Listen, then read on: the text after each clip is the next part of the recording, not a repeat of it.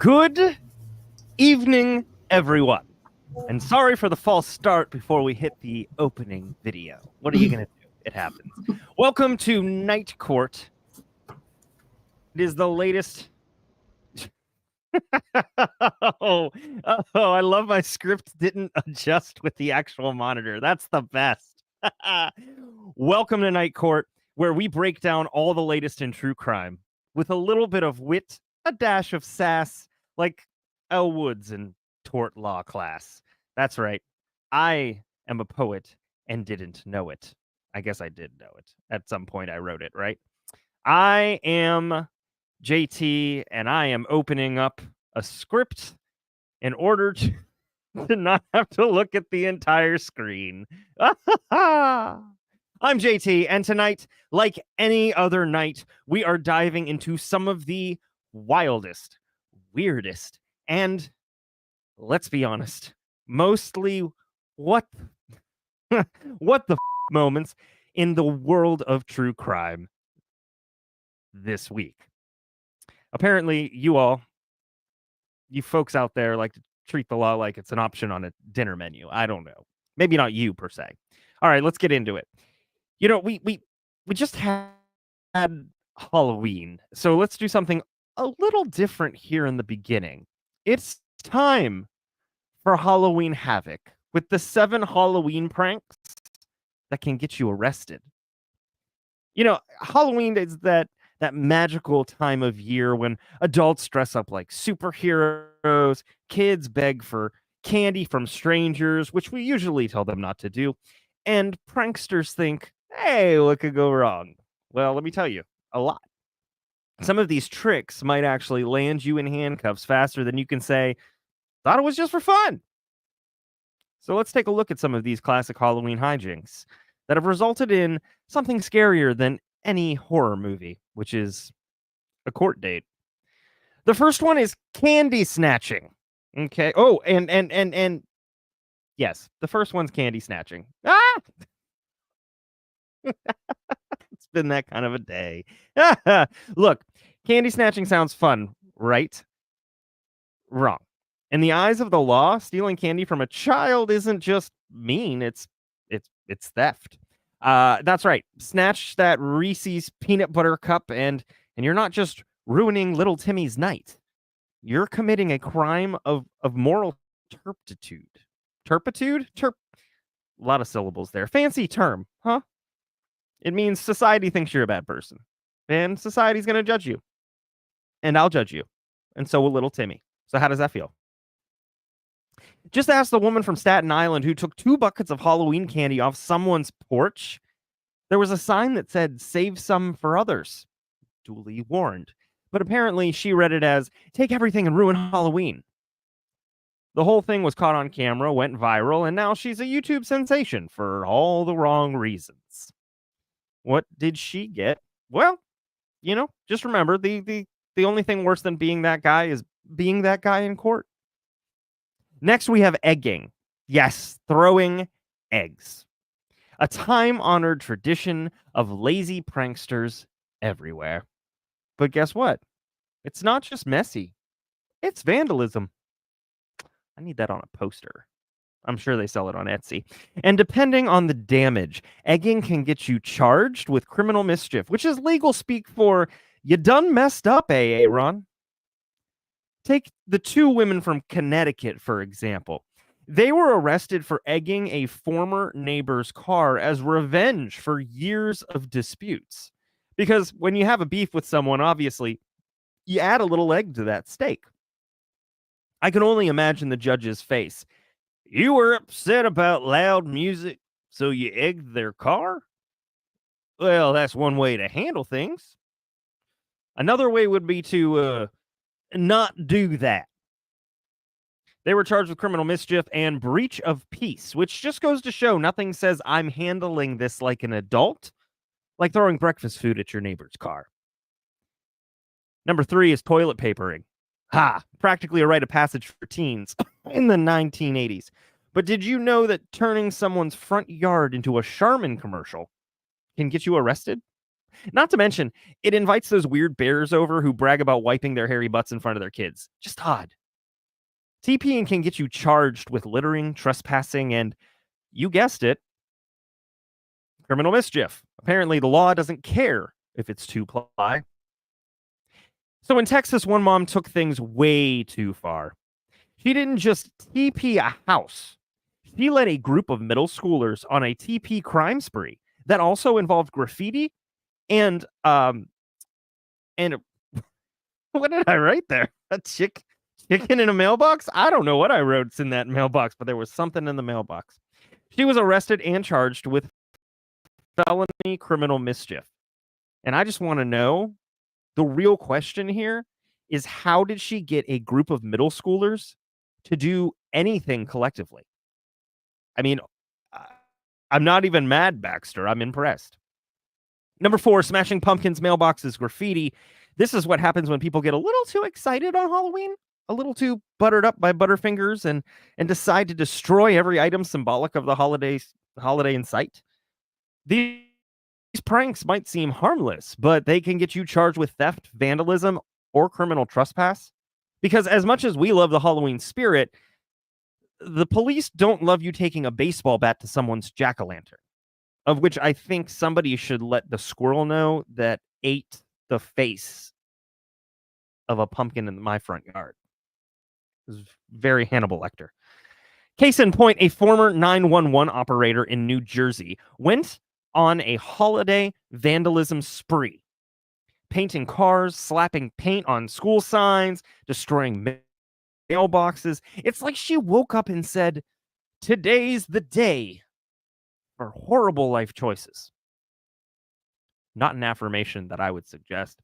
Needless to say, she was arrested for criminal mischief and disorderly conduct, and now her retirement plan involves a lot more community service than she had anticipated. All right, number 5, lightning. That's a whole nother ballgame. Lighting bags of manure. Ha! The flaming bag of poop. It's a classic. But if you light one on someone's porch, you're not just a prankster. You'd be classified as an arsonist. Because as much fun as it is to watch someone stomp that bag out, it turns out, believe it or not, fire spreads. Who knew? And fire plus building equals possible arson charges.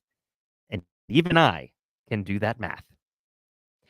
If you don't believe me, look no further than, you guessed it, Florida, where a man dressed as Pamela Anderson pulled a fire alarm at a nightclub on Halloween.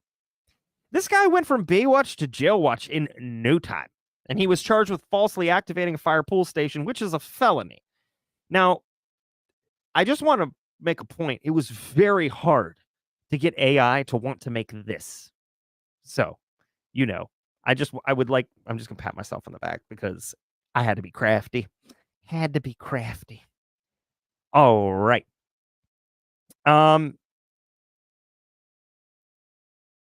Number 6 is drinking. So this one isn't technically a prank, but let's be real. Booze is often the invisible star of most Halloween disasters. From drunk Spider-Men to intoxicated skeletons, alcohol kind of has a way of turning every Halloween party into a scene straight out of Cops. In Friendswood, Texas, a Halloween party got so out of hand that police had to rescue teens from a flooded creek. That's right. These kids thought, oop, Cops are here. Quick, let's dive into the nearest body of water most of us know nothing about. The result? A bunch of drunk and drenched teens facing charges for evading arrest. And look, if your escape plan involves swimming in a creek, maybe pack your floaties, or at least have the guy dressed as Pamela Anderson on the bank. He can help you out. Number 7, surprising and scaring strangers. Wearing masks and jumping out to scare people on Halloween is fun, right? I mean, provided it's not you. Well, there's always that one person who takes it just a little too far. Like the man in Florida who dressed as Ghostface from Scream and decided it'd be a good idea to terrify women in a parking lot. 2 women thought his fake knife was real and, shockingly, did not appreciate being part of this real-life horror movie. The police, also not fans. He was charged with aggravated assault because, I mean, guess what? Scaring people into thinking they're about to be murdered, not as funny as you'd think. Now remember, it is all fun and games until the cops show up. Stick to the candy, avoid the handcuffs, and maybe leave that flaming poop at home. But outside. You can still catch an arson charge on your own. How? I don't know why I'm telling you all this. Whatever. I do want to let you guys know something about TCWT Media. We are so close. We are so close to 1,000 subscribers. That is a live count right there. And so every now and again, we'll flip back if anything changes, just to let you know. But call your friends, your neighbors while you're watching, and have them subscribe. It'll be a fun time, I promise. I don't know why I had to sound like that to do it. Maybe it was a little more, I don't know. All right. Listen, we've got a great show lined up tonight. Coming up, we'll be diving into some high-profile court cases, previewing the biggest trials to watch this week. And as always, we'll be recapping some of the craziest stories you might have missed. So stick around. This is Night Court, where crime meets comedy, and no one leaves without being found guilty of having a good time. I know I am. And if you're not, I can't do anything about it. Just stay tuned. Keep watching. It'll be fun. All right, let's get to the word on the street.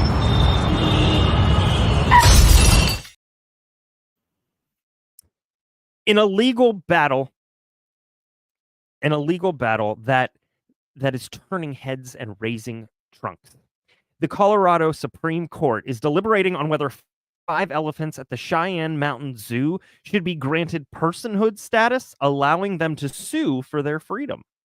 These African elephants, born in the wild and now in their golden years, have become the center of a debate that could redefine the legal landscape for animals. The Non-Human Rights Project has anyone heard of them? Well, anyways, they argue that due to their remarkable intelligence and social nature, these elephants deserve the right to challenge their captivity through habeas corpus, a legal avenue that's traditionally reserved for humans contesting unlawful detention.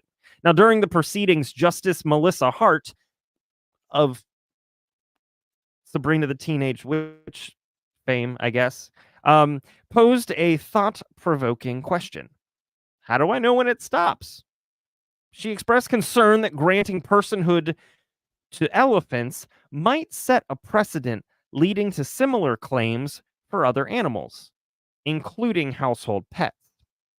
It's a slippery slope. Although, to be honest, I'll trade a few elements for a group elephants for a group. I'll trade a few humans for a group of elephants. The Cheyenne Mountain Zoo contends that relocating these elderly elephants to a sanctuary could be detrimental, potentially causing undue stress because of their unfamiliarity with larger herds.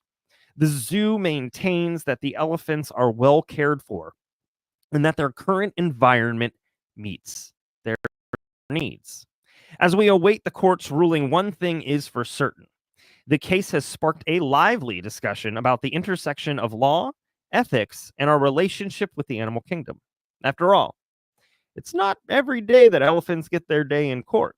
I just hope they have a courtroom artist that is an elephant sitting on a large stool with a paintbrush, because that's adorable and we all could use it about now.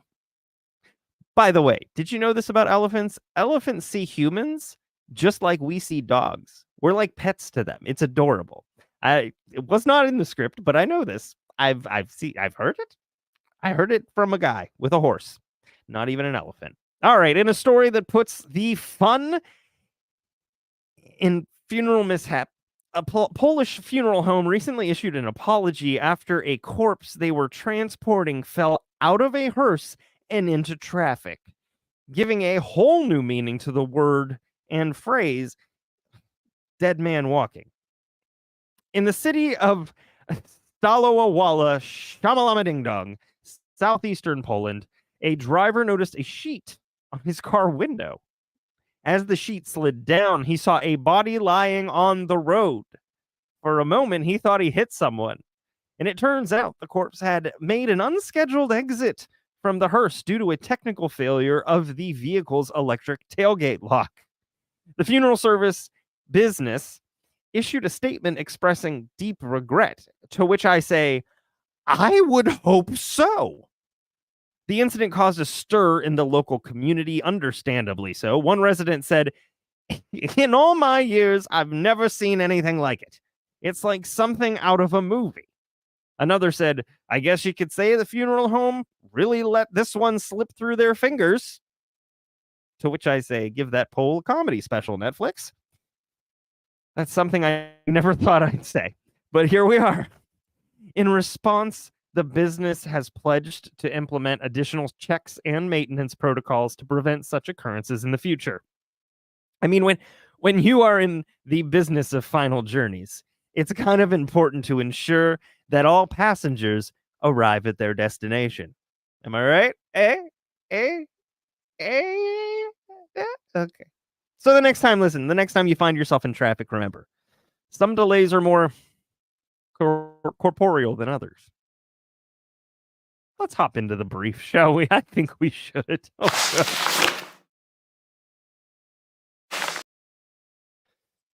Well, everyone, we've got a hopper. And it's not the one from Bug's Life or Stranger Things, although they both would have been more preferable than this human. In the balmy days of October 2024, Memphis, Tennessee became a stage for an extremely tragic event. Ellie Claire Young, a 22-year-old medical student described as walking sunshine, participated in the Making Strides Against Breast Cancer walk at Shelby Farms Park. Little did she know her ex-boyfriend, 26-year-old Jackson Hopper, was lying in wait. According to witnesses, Hopper approached Young's parked Jeep Wrangler, fired 2 shots into the vehicle, and then, in a chilling act, shot her as she lay on the ground.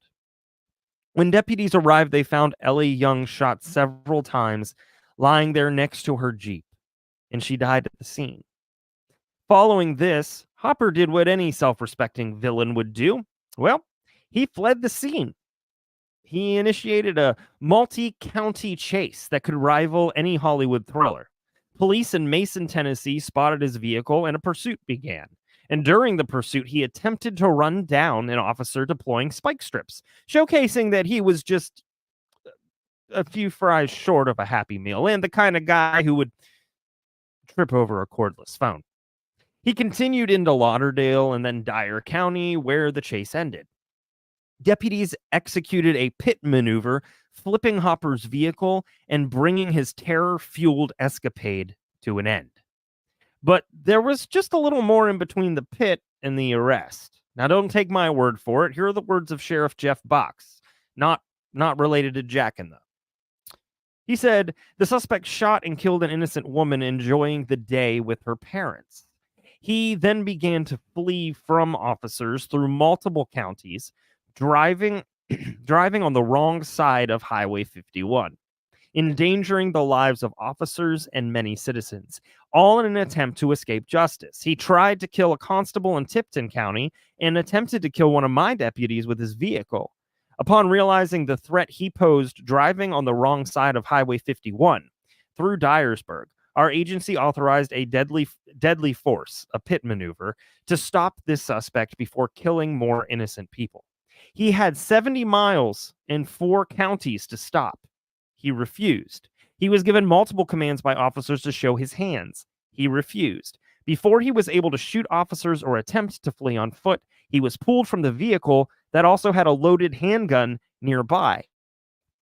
Hopper immediately began fighting and resisting while ignoring the loud, clear commands from law enforcement officers. He also attempted to take the service weapon of an officer. He could have peacefully surrendered or turned himself in to authorities. However, Hopper made it very clear early on that he did not want to go to jail and was not going to jail easily. Now, here's where the plot thickens, right? Video footage of Hopper's arrest surfaced, revealing officers administering what can only be described as a Memphis-style takedown. The only thing they were missing was Will Ferrell shouting, "You're my boy, Blue!" Oh, there was a lot of... The footage prompted internal investigations within the Tipton and Lauderdale County Sheriff's Office, as questions arose about the appropriateness of the force used. Although, while I don't entirely agree with this practice, and I don't think it's a good habit to get into, this guy, might have could have used a little roughing up.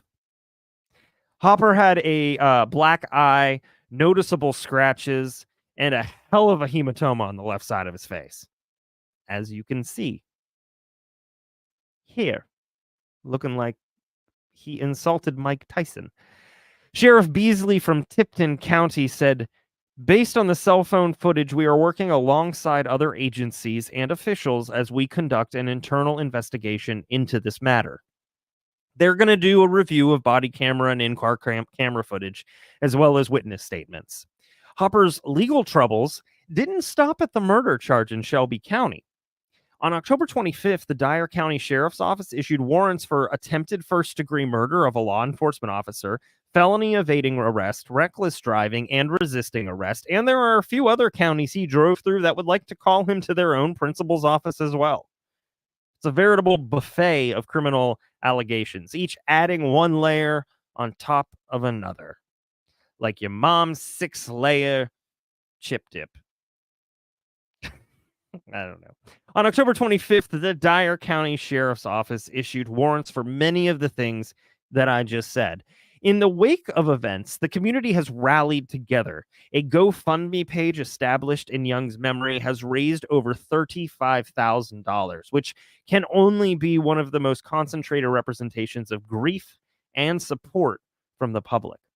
Additionally, Young sorority sisters organized a candlelight vigil, illuminating the night in her honor and demonstrating the profound impact she had on those around her. One of Ellie's classmates said her passion was medicine, but her gift was people. She was the kind of person that would make a real difference in other people's lives just with a casual contact, said Dr. David Lavelle, Young's former teacher at UT Martin. She felt like she had purpose, and the purpose was to provide the best care she could. Her sorority sister said to know her was to love her. Though her passing has affected many in the community, she wouldn't want us to dwell on this pain. As the trial unfolds, it serves as a heck of a stark reminder that life can take some unexpected turns. And all I can do is say, in conclusion, justice for Ellie Young. All right. Hold on to your underbritches. It's time to get into our update for Richard Allen. And we're going to start talking about day 9, which is Monday. Last Monday. On day 9 of the trial, forensic scientist Stacy Bozanovsky, who sounds like she also was an ice skater, took the stand as the state's DNA expert. She kicked things off by discussing 2 sexual assault kits from 2017 that produced results less thrilling than finding your Amazon package is delayed. Really needed those pens. No seminal fluid detected and only a couple of minor male DNA traces. Bozanovsky explained that everyday contact with items around the house could easily account for those tiny DNA traces, as she did a triple axel.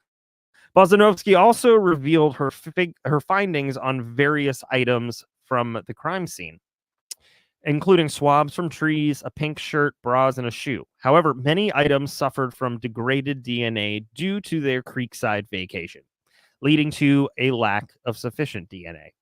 Now, when it came to a black hooded sweatshirt and a phone swab, most of the DNA matched the victims. However, one male profile turned out to be a case of lab contamination, because nothing says trustworthy like a little contamination. The FBI analyzed 72 hairs, with 3 not matching the victims, but deemed too low in quality for further testing.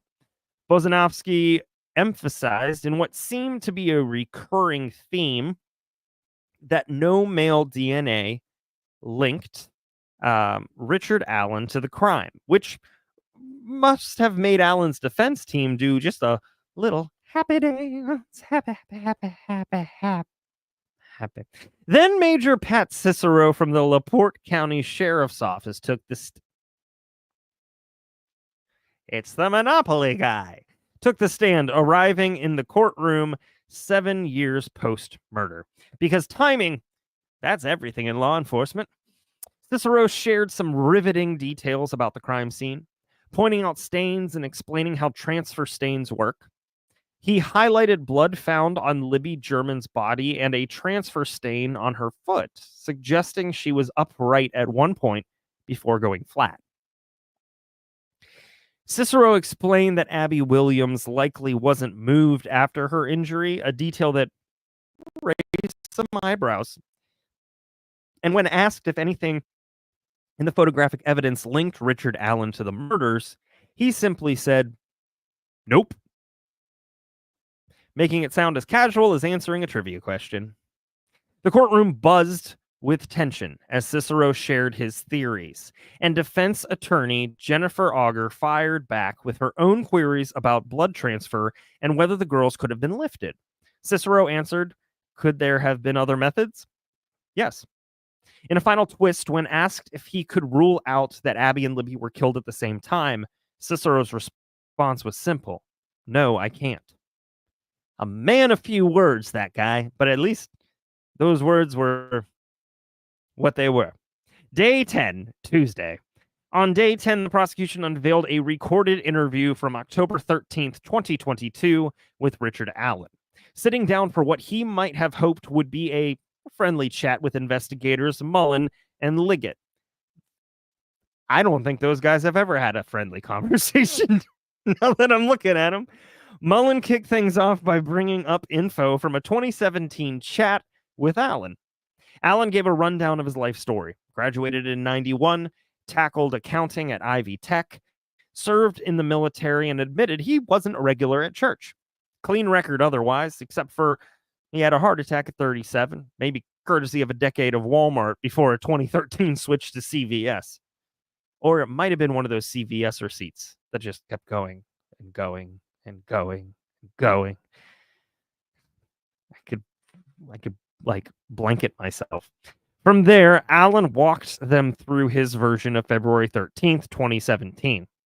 He claimed he was at his mom's house while his wife worked, leaving around 11:15 a.m. to go fish watching by the bridge. It's not exactly a Netflix binge, but to each their own. Apparently, he even saw 3 girls that day and thought they could have all been related. They looked alike. He also remembered 2 cars near the trail, one sedan and one SUV. As for his wardrobe that day, Allen kept it casual. Blue jeans, knockoff Carhartt jacket, maybe a skull cap, maybe boots, maybe sneakers. The guy had options. When pressed about it, he started sounding a bit frustrated. "I don't want to be someone else's fall guy," he told them. "I thought we were talking," he added, as if they'd gone from friendly chat to badgering. Then came the real test. They wanted to take a peek at his phone. Allen was not amused. Quote, "Am I an angel of a person? No," he admitted, "but I just don't want you looking through every website I ever checked." He wasn't thrilled about the detective's line of questioning either, commenting, I'm worried you will find pieces close to fitting and make it fit. At this point, things had officially unraveled. When confronted with evidence they claimed to have, Allen flat out denied any involvement. But when they kept going, he finally lost his cool. He jumped up and shut down the show. His final words before storming out? A few choice words for the detectives. Arrest me or take me home. You're an asshole. And with that, Allen left the room and left the courtroom with a little chuckle rippling through it. Here's a secret. He was probably right. Next, the jury witnessed a tense interview video from October 26th, 2022, where investigator Holman confronts Richard Allen with a mix of direct questions, probing accusations, and a bit of psychological pressure. Holman starts off by telling Allen exactly what items were taken from his home and being tested, including swabs from pretty much everything but the wallpaper, which is unfortunate because the schnozberries taste like schnozberries.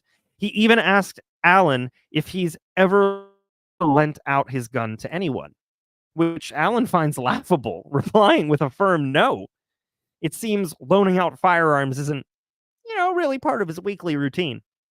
Holman shifts gears, bringing up that infamous day back in February 2017, wondering if Allen had his gun with him on the trails. Allen says no, and you can practically feel the just try me attitude radiating from him. But then Holman throws down the gauntlet, revealing that Allen's Sig Sauer apparently matched a cartridge found at the crime scene. Allen, unfazed, laughs, and he says, "There's no way," refusing to even look at the ballistics report. As if to reassure Allen, Holman claims, "I'm on your side," though his relentless questioning really kind of suggests otherwise. Holman reminds Allen about the phrase, "it's over," that he apparently muttered during the search. Allen's reply? The damage is done. A response that sounds less like an admission and more like an exhausted shrug. Holman, eager to press any advantage, next suggests that Allen might be the mastermind behind the entire crime. Allen's response was a dry, "Mastermind? Okay." The verbal equivalent of an eye roll. Like, I heard it in that. Allen then takes a moment to vent, telling Holman about his anxiety and all kinds of stress, a not so subtle hint that this whole ordeal isn't exactly helping. With a sigh, Allen insists there is no way a round from my gun was anywhere near those girls or the bridge.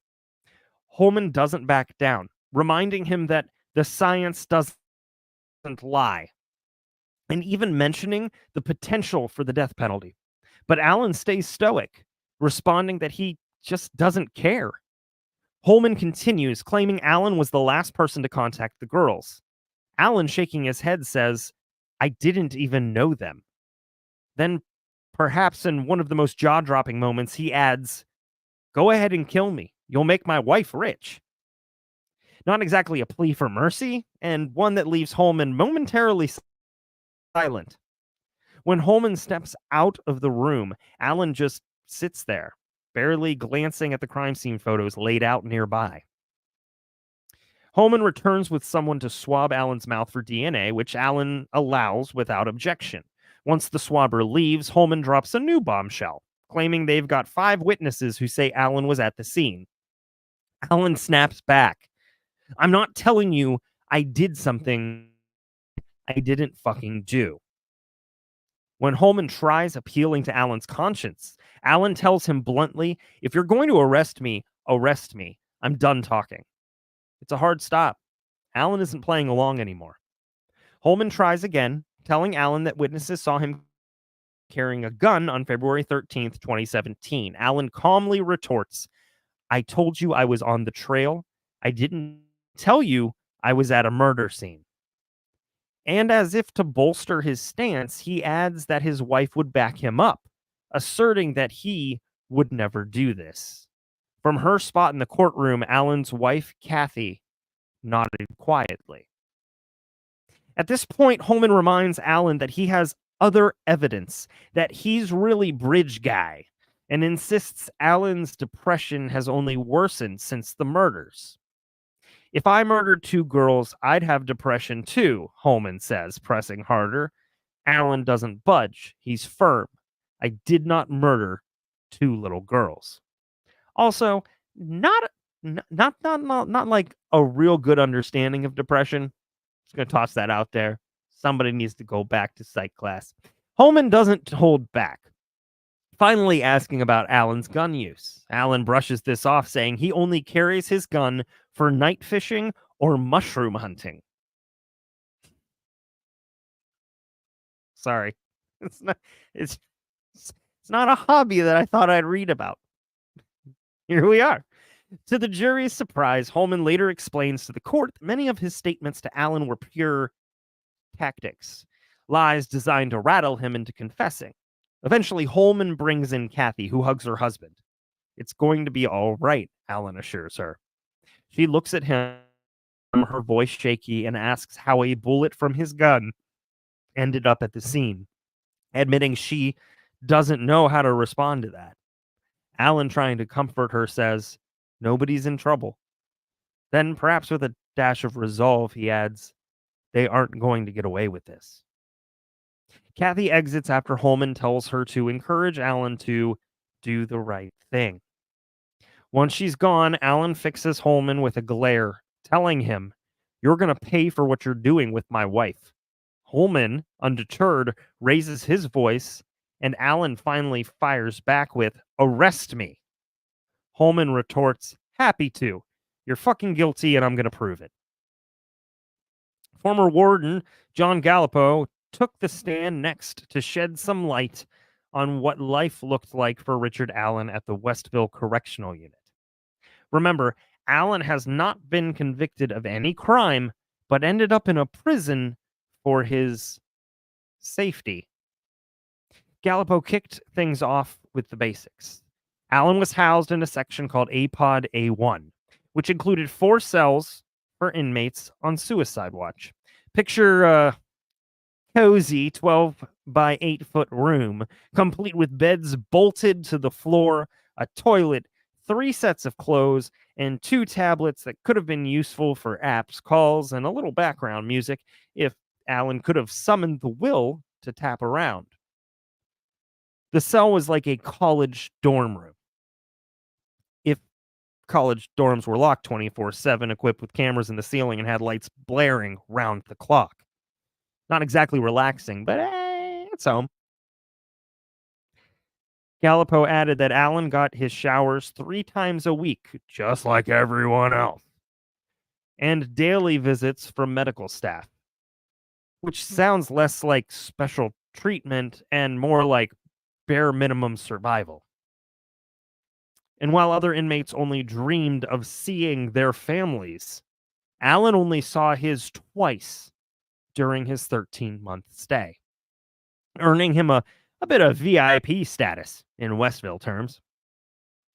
One unusual detail, Allen apparently developed a novel way of multitasking with his cell's amenities, using his toilet water to freshen up his face. Just prison spa day things, you know. The courtroom perked up when the state flashed Exhibit 292 on the screen, Allen's written request for an interview, in which he wrote, "I am ready to officially confess to killing Abby and Libby. I hope I get the chance to apologize to their families." Gallipo recounted that Allen had repeatedly admitted to him about the murders, and even mentioned tossing a box cutter in a CVS dumpster. Then it was defense attorney Brad Rosie's turn. Rosie dove into a map of Westville to clarify that it's a medium security prison with a maximum security section. He referred to it as the hole, calling it a prison within a prison. Rosie noted that most inmates on suicide watch stayed there for a few days to a week.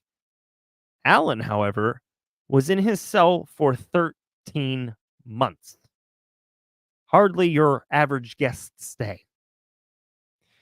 Rosie then described Allen's sparse setup: a low bed, a small window that was broken before it was fixed, a steel door, and a food slot for meals.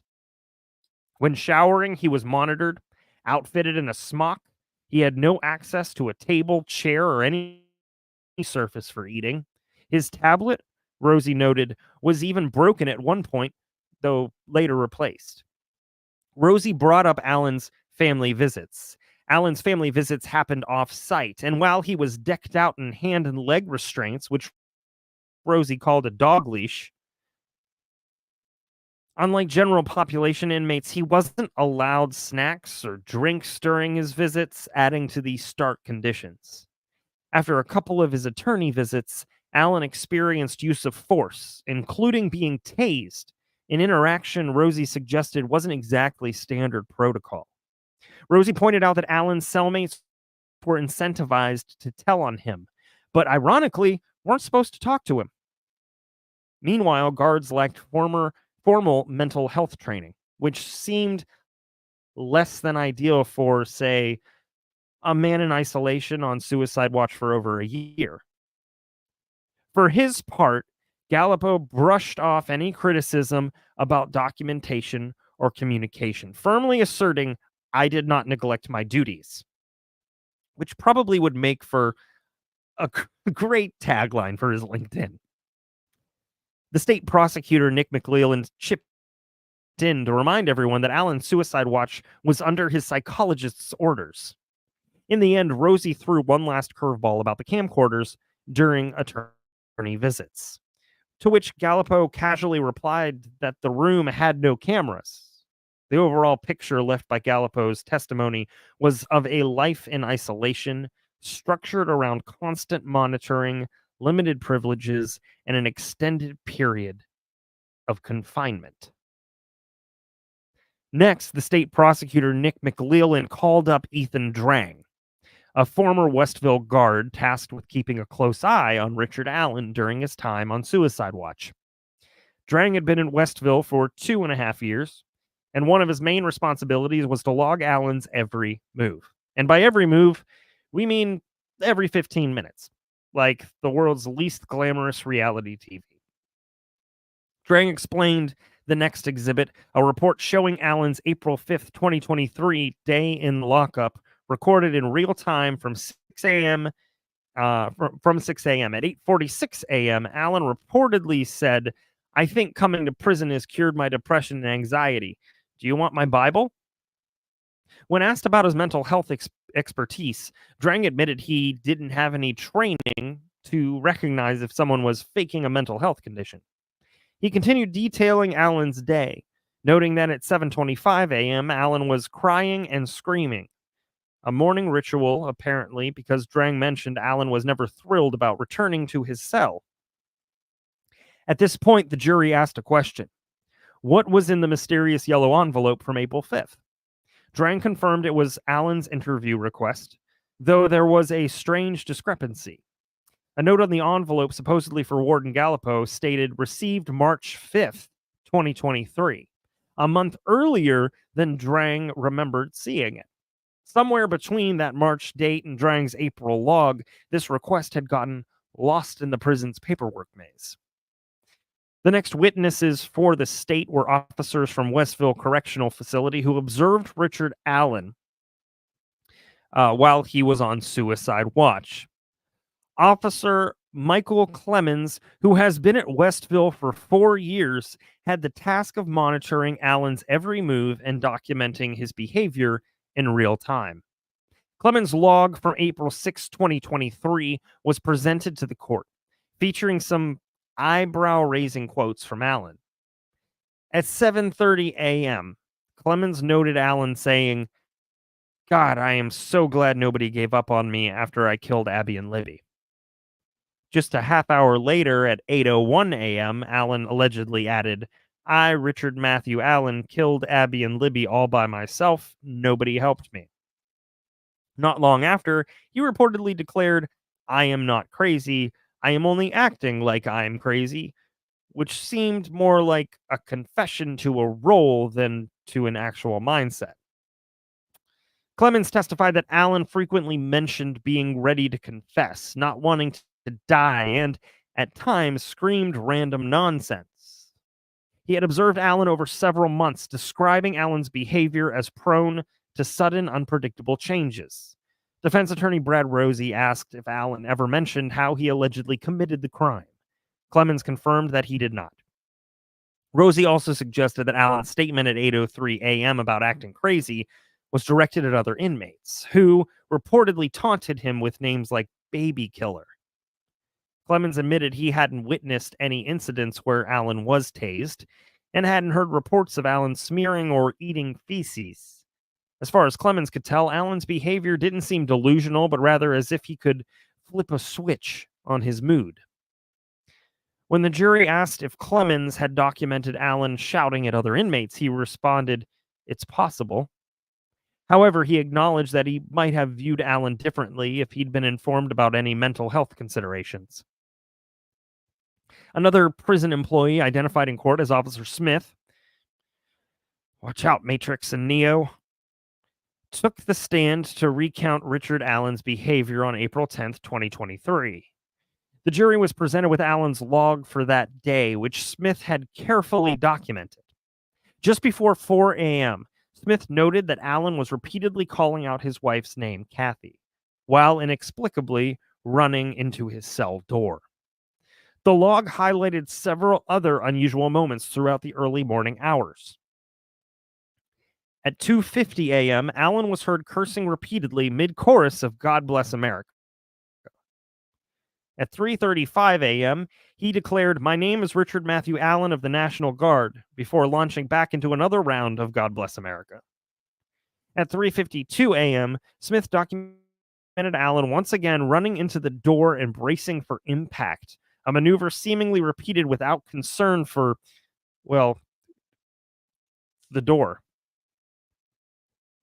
Later in the log, Allen was found stuffing papers into the toilet and proclaiming "Christ is my best friend," though no further context on, or Chris is my best friend. That's a whole nother statement.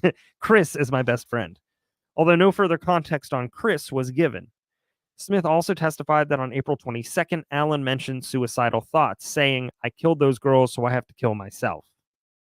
Smith's testimony painted a chaotic picture of Allen's time in confinement, noting that his behavior seemed to fluctuate unpredictably. Officer Michael Roberts, an eighth-year veteran of Westville Correctional Facility, also took the stand to discuss logs and statements documented from Richard Allen in April of 2023. Roberts recounted a series of peculiar and sometimes contradictory statements from Allen, showcasing his erratic behavior during that time. Some of these key entries included the following. April 7th at 1:45 p.m., Allen reportedly said, "I want to confess, I know a lot." April 13th at 8:15, "What more do I gotta do?" Allen asked, rolling on the ground as he spoke. April 23rd, 2 p.m., he declared, "I killed Abby and Libby. My wife wasn't involved. I would like to confess." April 26th, 5:06 a.m., Allen was noted asking, "Can I talk? Can you listen? How do I prove that I'm insane?" April 26th at 3:30 p.m., "Why are you doing this? Do you know God?" Followed shortly by, "I'll take some KFC. My grandpa molested me." Roberts also shared other statements Allen reportedly made, which included a mix of existential questions and random declarations that include, "Am I already dead? How do I prove that I'm sane? How can I go home? Am I in jail? I'm not a racist. Please help me. Please, God, help me." Brandon Fisher, another Westville Correctional Facility officer, testified about his observations of Richard Allen on April 20th, 2023. Fisher recalled that around 6 p.m., Allen woke up, approached his cell door, and asked for his Bible. Just minutes later, Allen unexpectedly thanked Fisher for watching over him. By 6:15 p.m., Allen made a request to speak with the warden, John Gallipo, saying he wanted to confess that he is guilty. He also requested both a shower and his Bible. Fisher added that, curiously, Allen had been drinking water from the toilet. The combination of statements painted a complex and disorienting picture of Allen's mental state, leaving the court to wonder whether his words were confessions, pleas, or attempts to appear mentally unwell. On Wednesday morning, day 11, the state called Dr. Monica Walla, a clinical psychologist and lead contractor for the Indiana Department of Corrections at Westville Correctional Unit, where Richard Allen was housed. Dr. Walla explained to the jury that she oversees the most challenging mental health cases, including Allen's, whom she began working with in 2022. Initially, she handled Allen's treatment alone, but over time, other professionals, including psychiatrists, joined the care team. Describing her first sessions with Allen, Dr. Wallace said he was unshackled and seated in a cubicle, closely monitored by Suicide Watch personnel every 15 minutes. She noted that Allen's behavior appeared to shift drastically, leading to what she called a safety blanket and kimono outfit stage. Dr. Wallace told the jury she approached each session by simply asking him how he was doing, describing Allen as well-spoken, educated, and sometimes even articulate. She felt he had clearly done some personal research on his situation. Dr. Wallace testified that on April 5th, 2023, Allen unexpectedly admitted to her, "I killed Abby and Libby," and became tearful. According to her notes, he also mentioned that his actions were sexual in nature, claiming he initially thought the victims were older, but later suspected they might be as young as 11. He confessed he had been selfish all his life and expressed a desire to apologize to the victims' families. Allen also admitted a history of disturbing behavior, mentioning he had molested his sister as a child and engaged in other inappropriate behavior. Throughout their sessions, Allen reportedly fluctuated between expressing remorse and discussing his background, including his struggles with alcoholism and his recent religious conversation on March 21st, 2023. Conversion conversation. I'm adding things. Dr. Wallace said he requested Bibles, began sleeping with one, and eventually asked to speak with a chaplain. Despite his confessions, she said he often seemed oddly matter-of-fact, occasionally displaying what she called a bizarre smile and oscillating between intense and distant eye contact. Prosecutors questioned Dr. Walla about her later sessions with Allen, which she noted grew more erratic. On May 2nd, 2023, Allen reportedly threatened to kill everyone and start World War III. She asked him about his mental state, and he admitted that other inmates taunted him to take his own life. He mentioned suicide, describing a method, but also insisting he didn't truly want to die. By May 5th, his watch status changed from constant to close, suggesting some improvement in his mental health. When prosecutors showed the jury a report from May 9th, 2023, Dr. Walla testified that Allen said, quote, "I just want to sign my confession," and had even planned self-harm methods and his last meal. Despite these admissions, Dr. Walla observed no psychotic symptoms at this stage. A day later, on May 10th, Allen was permitted a phone call with his wife, Kathy, during which he said, "I killed Abby and Libby," only for Kathy to respond, "Stop saying that," before the call disconnected. On April 7th, 2023, Dr. Waller recalled reminding Allen that confessing might not be in his best interest as it could reach the media. Allen, she noted, seemed more disoriented, but possibly was faking this confusion. On April 10th, Dr. Waller observed Allen naked, behaving bizarrely in his cell, surrounded by discovery paperwork related to his case. She noted his odd behavior coincided with his receipt of the discovery documents, leading to stricter supervision. In another session on April 12th, she found Allen masturbating, clapping, banging his head, and refusing to wear clothing. She believed his antics were intended to manipulate the situation, likely for attention. His behavior continued to worsen, she testified, as he began smearing and eating feces, prompting staff to shift him back to constant watch. By April 17th, 2023, she observed Allen standing in his cell, praying with his eyes closed, though he seemed more coherent when asked to speak. He confessed he had lied so much and was burdened by vulgar and disgusting acts he'd committed, later recalling a fragmented memory of starting a nuclear war in a dream. On April 21st, she noted a slight improvement following an involuntary medical injection. Dr. Walla concluded by telling the jury that Allen's behavior appeared calculated rather than genuine. She believed he was deteriorating, but continued to suspect he was faking symptoms for manipulation. Uh, what? Under cross examination, defense attorney Brad Rosie questioned Dr. Walla's background and her interest in the Delphi case before Allen's arrival at Westville. Dr. Wall admitted she had previously followed the case through social media and podcasts and had shut down her accounts after Allen's case emerged at Westville. Rosie pressed her on Allen's mental health diagnosis, suggesting he might suffer from a dependent personality disorder. Walla acknowledged the possibility, describing him as fragile when he arrived. She also confirmed Allen's mental health status as Code D, indicating a high level of need, and noted he had overexercised and fasted intentionally to avoid missing reporting thresholds on meal intake.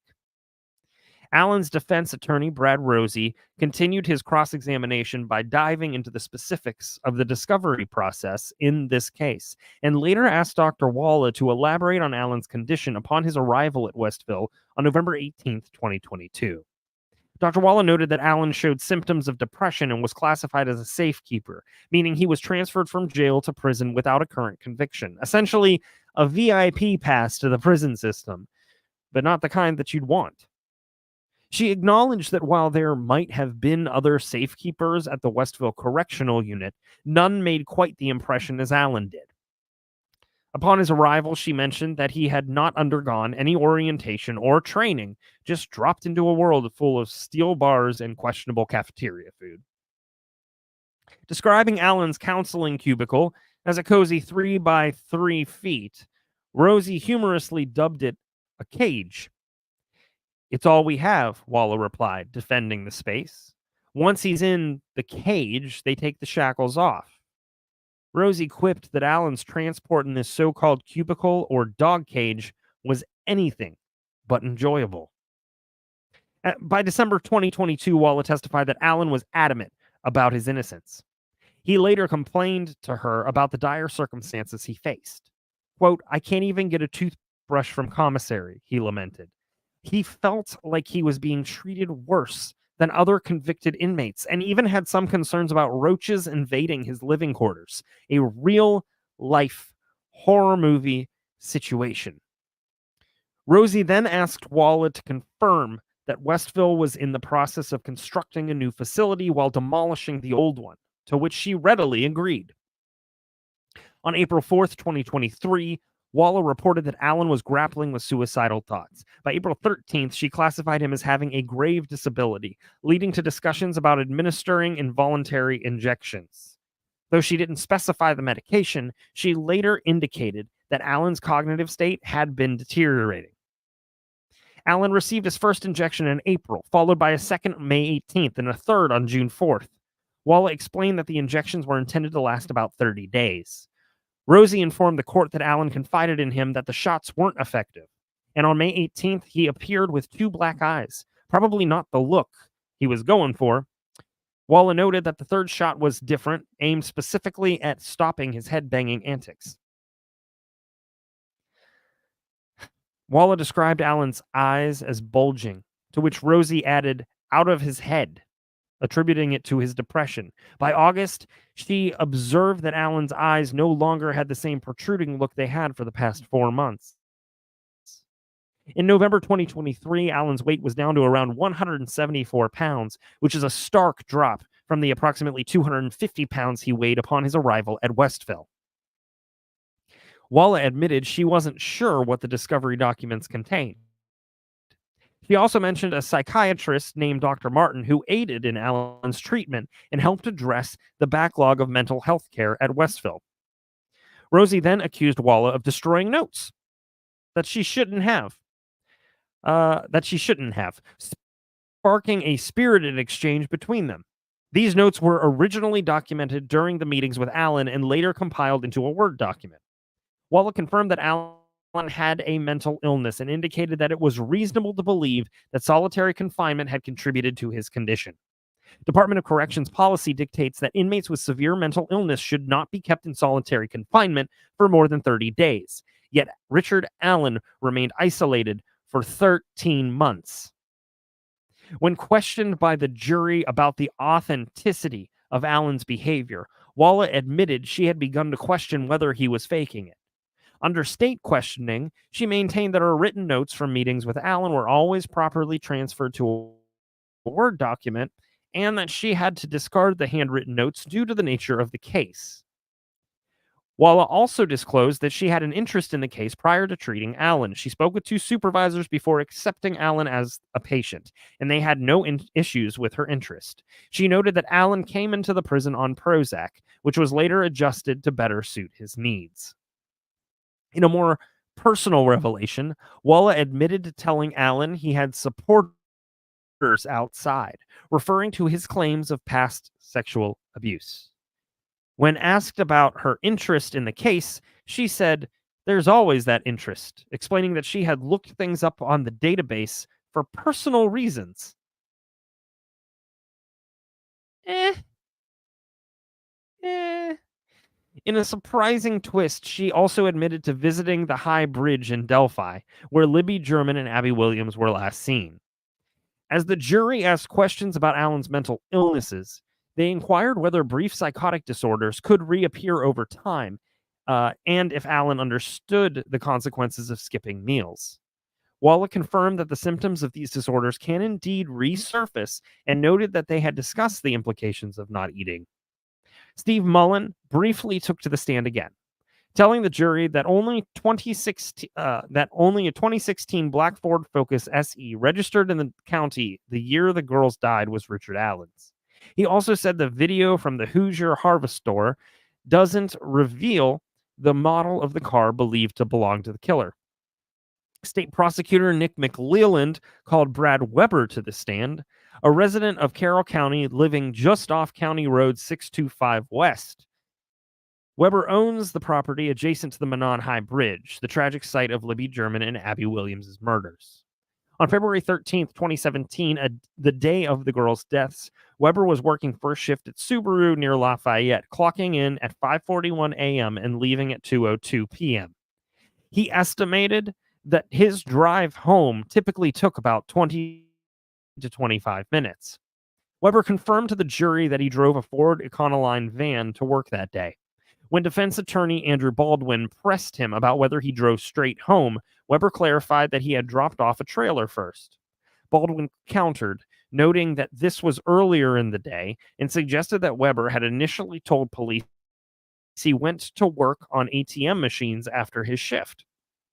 This assertion prompted Weber to vehemently exclaim, "That's not correct," denying Baldwin's claim multiple times in an effort to set the record straight. Day 12 started with the state calling Indiana State Police Master Trooper Brian Harshman to the stand. With 3 decades of experience under his belt, Harshman shared that he became involved in the Delphi investigation in April of 2020. He explained to the jury that he took on the role of the phone guy, responsible for monitoring Richard Allen's communications while he was in custody. Over the course of the investigation, Harshman stated that he had listened to and re-listened to 700 hours of Allen's phone calls, video chats, and text messages. And you thought listening to me for an hour and a half or 2 was bad. Harshman revealed that Allen primarily contacted either his wife or his mother during these communications. He confirmed that several of Allen's statements could be considered incriminating. In particular, the prosecution highlighted a call made on November 11th, 2022, in which Allen told his wife, Kathy, that he would call the detectives and tell them whatever they want to hear if things became too overwhelming for her. As the prosecution played a subsequent call from November 14th, 2022, Allen expressed his desire not to upset Kathy any further. And he said, "Tell the investigators to come get me. I will tell them whatever they want me to." During this emotional call, Kathy replied, I wish I could hug you. As Alan was heard crying, he sobbed, I'm sorry, I'm sorry. I know what you told me. I believe you. You take care of yourself, okay? Kathy reassured him, you get the help you need. Alan lamented, I wish I could see you, babe. You don't know what I would give to see you one last time. I'll see you in the next life. You take care of the family for me. The prosecution then introduced another call from April 2nd, 2023, where Alan spoke with his mother, Janice. In this call, Alan stated that he had found Jesus Christ. Janice greeted him warmly, saying, It's good to hear from you. As they discussed the recent storms, Alan inquired about Kathy, asking Janice to reassure her that he was okay. The conversation took a spiritual turn when Janice shared that she had started attending church after a car accident in 2022. Alan remarked, Did Kathy tell you that I told her the other day I accepted the Lord Jesus Christ as my Savior? Janice enthusiastically responded, That's so wonderful. As the prosecution continued, they played another call from April 3rd, 2023, where Alan made a shocking confession to Kathy. I did it. I killed Abby and Libby. Kathy immediately countered, No, you didn't. No, you didn't, dear. Don't say that. You weren't feeling well. They messed up your meds. She pressed him. Why would you say that? But Alan simply replied, Maybe I did. In a frantic exchange, Kathy insisted, They are messing with your mind. Something is not right. Don't you ever say you did it. I know you didn't. Alan's tortured response, I think I did, prompted Kathy to urge him, They're fooling with you, trying to get you to say things. The prosecution proceeded to play a call from May 10th, 2023 at 5:03 a.m. Alan's tone was more desperate as he asked Kathy if she was okay. I think I need to tell you something. I need you to know that I did this, he admitted. Kathy vehemently denied his claim, insisting, There's no way. I love you, honey, but no. You have not done anything. You are not well. The emotional exchange continued as Alan expressed his growing anxiety about his situation, saying, I feel like I'm losing my mind. Kathy responded, We've all lost our minds at this point. Another call from May 10th, 2023 at 11:13 a.m. featured Alan asking Kathy if she still loved him. When she reassured him, I do, Alan expressed his fears about spending the rest of his life in prison, leading Kathy to reiterate, You're not well.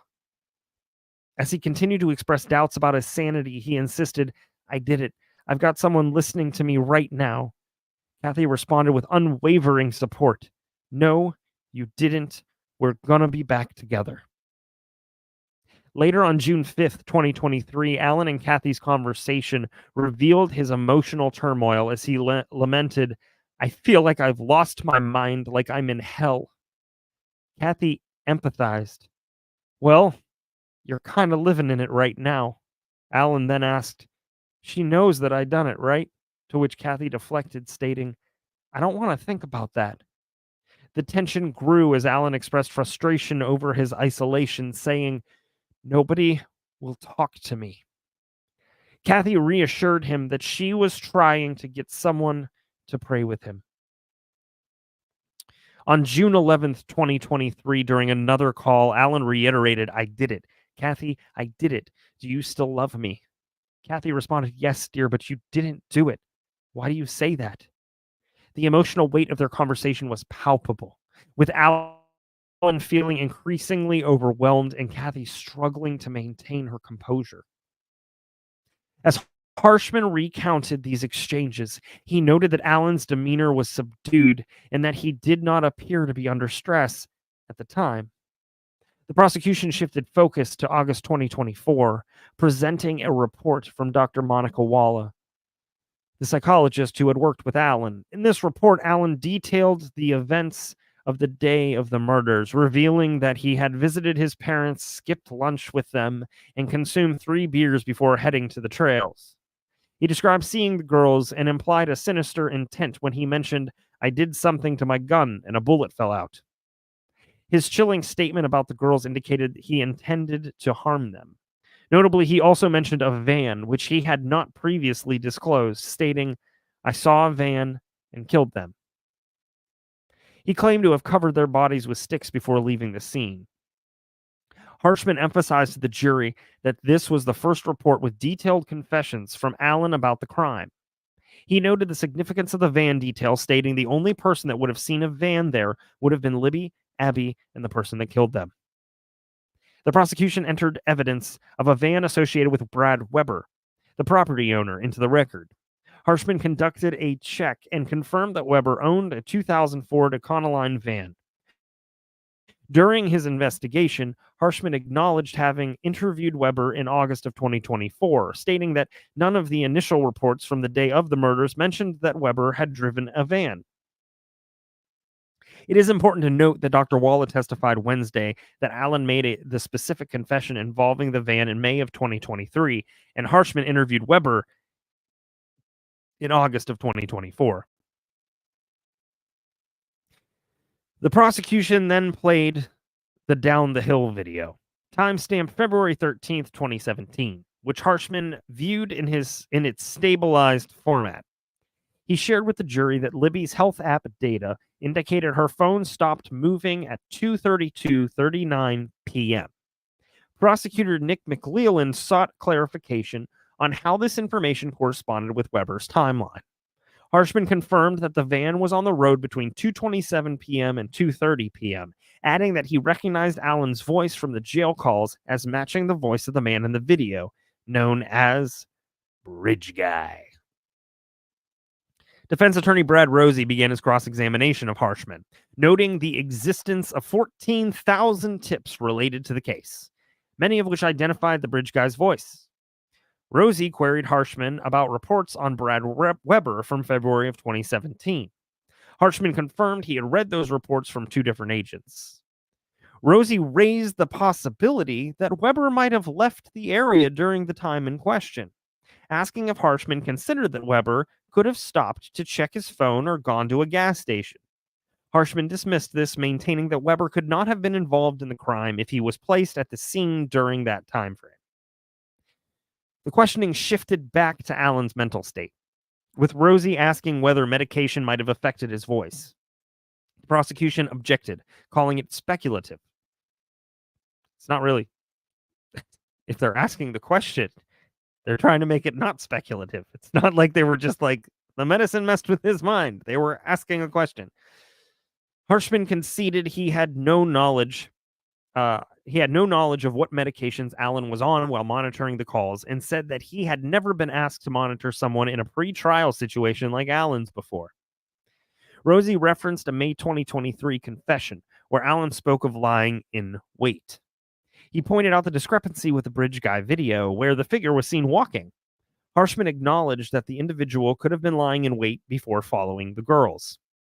The defense continued to press Harshman on Allen's reference to the van, questioning whether it was the only van in Carroll County at the time. Harshman clarified that that was the only van on 625 at the time. As the defense delved deeper into Allen's statements, they noted that he frequently proclaimed his innocence during calls, a detail that Harshman acknowledged documenting. Rosie points to the November 2022 phone call where Allen expressed he was, quote, willing to do whatever it took to ensure his wife didn't take the heat. He also references a call Allen made to his stepdad in April of 2022. Harshman confirms that on the day in question, Allen placed a call to his parents' house at 3:12 a.m. and made another call later that same day at 8:45 a.m. Rosie highlights that the majority of Allen's confessions emerged between April and June of 2023. He asks Harshman if this period coincided with reports of Allen displaying bizarre behaviors. Harshman affirms that it did. Harshman notes that the specific confession from May 2023 contained details that only the actual killer would know. The prosecution then plays a previously troubled call from May 17th, 2023. In the call, Allen speaks with his mother, Janice. He begins by saying, "I'm all right, I guess," to which Janice responds, "It's good to hear." Allen then asks, "Did Kathy tell you that I did it?" Janice replies firmly, "We're not going to discuss this, okay? We love you. You know that, don't you?" Allen follows up with, "Regardless, after a pause, to which Janice answers affirmatively. Harshman informs the jury that Allen engages with therapists daily and has recently required restraint while at the Cass County Jail. He reveals that during a lunch break, he viewed a video showing Allen at the jail in which Allen can be heard screaming and swearing, threatening a guard with statements like, "I'm going to effing kill you." After the 40th witness, the state rested their case, and the defense immediately began to present theirs. The first witness for the defense was Cheyenne Mill, previously known as Cheyenne Ingalls from Winnemac. On February 13th, 2017, Mill and her best friend went hiking. She recalled passing an overweight man on the Manon High Bridge who did not greet them. Later, around 3:49 p.m. that day, Mill and her friend stopped to take photos for Snapchat. 2 weeks after their hike, Mill spoke with police in the parking lot of Indiana Beach Amusement Park. She had reached out to law enforcement on February 14th, 2017, upon hearing that the girls' bodies had been discovered, but did not speak to them until February 28th, 2017. During that conversation, she informed the police that she had not seen or heard anything unusual, nor had she encountered anyone in the surrounding woods near the bridge and its trail. However, she did mention seeing a lady and a man who appeared frantic and suspicious while riding a moped. Mill also provided the police with her photographs. 6 months later, the FBI contacted Mill, requesting her mother's phone. They informed her that her phone had pinged near the bridge on February 13th, 2017. Mill noted that her photos had been widely circulated online, leading to significant online backlash. Quote, "This case has been blown completely out of proportion online," she testified. Eventually, Mill wrote a detailed letter to the police, which was later introduced as evidence. She testified that following her letter, police visited her home to inquire about the friend who had accompanied her on the trail. During cross-examination, the prosecution asked Mill to clarify what she had reported to police on February 28th, 2017. She recounted passing a man who she believed was carrying a camera around his neck and provided more specifics about her location on the bridge at that time. The jury posed several questions to Mill, including whether she saw or heard any vehicles on the road beneath the bridge. Mill explained that the former railroad bridge spans over water. They also inquired about the time it took her to walk across the bridge. Mill estimated that it took her about 10 minutes. The second witness for the defense was Teresa Liebert. She testified that she resides near Brad Weber, who had been questioned by police during the investigation into the girls' deaths. On the morning prior to the girls being reported missing, Liebert recalled observing a strange incident involving a man standing near the mailboxes at the entrance to her and Weber's homes. She also noted the presence of a parked car in the area. During cross-examination, Liebert stated that she had never seen the man before or since that day. The jury posed a question to Liebert, asking whether it was possible that she could have seen a high school student near the mailbox. Liebert confidently replied that this was not the case. On the first full day, Friday, of the defense presenting their case in chief, the defense called Christopher Goody to the stand. Goody, a police officer from Hammond, Indiana, also has a background as an EMT and is trained in interviewing witnesses and suspects. Defense attorney Jennifer Auger questioned Goody about the importance of accurately documenting interviews. He explained that he was part of an FBI gang response task force, GRIT. Ooh, clever, clever, which focused on kidnappings. Goody informed the jury that the GRIT team had assisted with the Delphi investigation by canvassing neighborhoods and conducting interviews. He reported that he worked on the investigation for over a week. As a side note, he also reported that he really regretted his last name. I feel like I can say that. During this time, Goody had a conversation with Brad Weber. Auger inquired about Weber's account of where he went after work on February 13th, 2017. She also asked Goody to explain what an FBI 302 report is, to which he responded that it is a formal document summarizing the details of an interview. Auger then presented an exhibit, a 302 report from his interview with Weber. Goody confirmed that he spoke to Weber on February 19th, 2017, but stated that he could not recall the specifics of Weber's statements, even after reviewing his own report. After Auger completed her questions, the state opted not to cross-examine Goody. Probably because, like me, they don't know how to pronounce the last name. That's what I'm going with. At 9:27 a.m., the defense called Dr. Deanna Dwenger to the stand. I don't know why that name's funny. It's not. It isn't. Okay.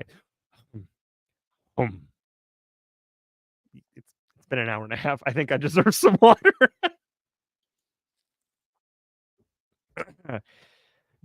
Dr. Dwenger is the director of the Department of Behavioral Health at the Indiana Department of Corrections, a position she has held since 2021. In her role, she oversees the IDOC's contract with the contractor responsible for employing the department's behavioral health staff. Dr. Dwenger confirmed her familiarity with Richard Allen, noting that he had been transferred from the Westville Correctional Facility. She described the solitary confinement units at both Westville and Wabash Valley Correctional Facilities as similar in nature. Although she has not met Allen personally and did not make the decision to transfer him, she acknowledged that she was aware of his situation. She mentioned that Dr. Monica Walla, the psychologist assigned to Allen, had expressed a special interest in this case and had recommended listening to Delphi-related podcasts to her in early 2023 after Allen had been transferred to Westville at the end of 2022. Here she can be seen walking into court or a Bruce Springsteen concert. One of the two. Dr. Dwenger also indicated that Dr. Walla had visited the Manon High Bridge, but this visit occurred prior to her assignment to Allen. While she found it unusual for a staff member to visit a crime scene related to someone they were working with, Dr. Dwenger stated that Dr. Walla had discussed the matter with her supervisor. Dr. Dwenger acknowledged her familiarity with Dr. Martin, a psychiatrist who administered medication, noting that he is no longer with the IDOC. She explained that Allen had been assessed in Indianapolis and assigned a D code in mental health, indicating he would benefit from a specific and personalized therapy treatment plan. Regarding Allen's placement, Dr. Dwenger mentioned she was unaware of any past cases involving safekeepers at Westville or Wabash Valley and did not know the rationale behind his assignment there. She noted that video surveillance was present in Allen's cell, which concerned her, leading her to recommend its removal, though this request was not acted upon. Dr. Dwenger testified that solitary confinement can adversely affect mental health over time, and it is not uncommon for individuals in solitary to experience negative consequences. She indicated that solitary confinement lasting 30 days or more typically occurs only for inmates who are severely mentally ill, and the 30-day guideline exists to prevent prolonged isolation. She further characterized Allen as gravely disabled and elaborated on the distinction between mental health monitoring and mental health treatment, stating that treatment focuses more on therapeutic interventions. She described the therapeutic environment at Westville as less than ideal. Is a skunk black and white? Although she was part of a team that discussed Allen's care without being directly involved in his treatment, referring to herself as a sounding board for those who were. I can only believe that she means a middle school soundboard, which is a bunch of feedback. What? I don't understand. What was going on during this time? Prosecution attorney Stacy Diener began her cross-examination. I bet she did. Dr. Dwenger confirmed that Allen was not severely mentally ill, but had begun to decompensate while in the Westville Correctional Unit. She noted that her first contact about Allen occurred in April of 2023 when his core treatment team was established, starting with Dr. Walla's inquiry about arranging a meeting between Allen and his wife. Dr. Walla had expressed to her that she believed Allen was faking his condition. Dr. Dwenger explained that the team responsible for Allen's care was a multidisciplinary team, MDT. She clarified that gravely ill refers to an individual's inability to care for themselves, and the situation had reached a point where it was necessary to intervene regardless of whether he was genuinely faking. She described Haldol injections as treatment for psychosis symptoms, emphasizing that being gravely disabled is often associated with psychosis. After Diener concluded her cross-examination, defense attorney Rosie began redirecting the witness. The jury posed several questions, and we are going to give you those. We all love jury questions, especially when they're submitted in a basket. If you're old school, you get that. Does the DOC ever place safekeepers in general population? Dr. Dwanger affirmed that this is indeed possible. Could Allen have been faking his condition to avoid being moved to general population? Dr. Dwanger acknowledged that while it was a possibility, she could not specifically speak to Allen's intentions. Did you personally hear any threats directed at Allen from other inmates? She answered no. Could someone unintentionally reveal a truth during a confession, even while faking it? Dr. Dwanger stated that while it is difficult to determine, it is possible. She explained that signs of faking can often be detected through the organization of thoughts during conversation, emphasizing that Allen did not exhibit delirium and causing her husband to say, "What? What is the..." That was inappropriate. What is the typical process for safekeepers with severe mental illness? Dr. Dwanger indicated that it is the same as for the general population. What is the primary obligation for a safekeeper working with an inmate who has severe mental illness? Am I not saying it right? Ah! Oh, my producers told me that it's Dwanger. Am I saying that right now? Dwanger. Just give me a yes or a no. I don't know. We don't. Words. Names. I don't know. I don't know. If I was concerned, I would have found it and said something. But I'm not. I'm going with it. The defense then called Max Baker. A name I can say without chuckling in my brain. An intern working with the defense team. A graduate of Indiana University, Baker has been involved with the case since November of 2022. During his testimony, Baker confirmed that he had heard Harshman's earlier statements and proceeded to explain his work on the case. He revealed that he had reviewed the majority of Richard Allen's phone calls and video footage from the Westville Correctional Facility. Take that, Harshman. To which Harshman replied, Baker was tasked with compiling a video of Allen's time at Westville and transferring it onto a flash drive for submission. He explained to the jury that the video files consisted of two primary formats: camcorder footage and security camera recordings. The camcorder video captures scenes outside Allen's cell and includes audio, whereas security footage is taken inside the cell and lacks sound. Baker noted that the camcorder video did not have timestamps. It was organized into folders accompanied by general timeline information.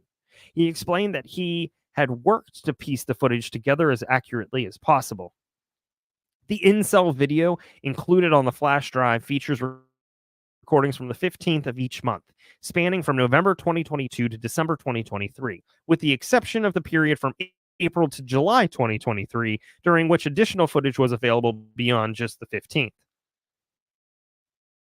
Baker also pointed out a significant issue with both the security and camcorder videos provided by the prosecution. They were received without the necessary timestamps. In response to this challenge, Rosie stated, "We are working with what we were given by the state." The defense called Brad Heath to the stand. Heath, a 70-year-old resident living just outside Delphi, shared his background as a former employee of Reliable Exterminators, where he managed operations in the Delphi area before retiring 5 years ago. The job was just bugging him. I distinctly regret saying that. Heath recounted his work on February 13th, 2017, detailing a job he performed at a company called Anderson's. God, we're back to Matrix again. He noted that his last scan of the building that day occurred at 2:06 p.m. Defense attorney Brad Rosie presented a report that documented Heath's activities on that day, highlighting that Heath had spotted a vehicle at 8:45 a.m. on the morning of the murders. He observed that the same car was still in the same location that afternoon, parked about 2 feet off the road, halfway down the road near the CPS building. Heath described the car as an older model that seemed out of place. After realizing the significance of the events that unfolded, he approached law enforcement about a week later to share his observations, and has since spoken to them several times over the years at his own initiative. Recently, Heath communicated with law enforcement again, mentioning a car that he felt looked like something out of a movie. He described it as a four-door vehicle resembling models from the 1980s or 90s, stating that he was approximately 150 to 250 yards away when he saw it. The defense presented a photograph of the vehicle for the jury's review. When asked about the presence of other vehicles in the CPS lot, Heath said he could not recall. However, he noted that he observed different angles of the same car at various points throughout the day. The prosecution had no questions for Heath. Don't ask questions if you don't want the answers. The defense called former Delphi Fire Chief Daryl Sterrett to testify. Sterrett, a lifelong resident of Delphi and a graduate of the class of '85, has served as a firefighter for 36 years and was the fire chief on February 13th, 2017. On that evening, Sterrett was at the station around 6 p.m. for a scheduled training event when he received the distressing news that 2 girls were missing. He quickly proceeded to the Carroll County Sheriff's Office, where a joint command center had been established to coordinate search efforts.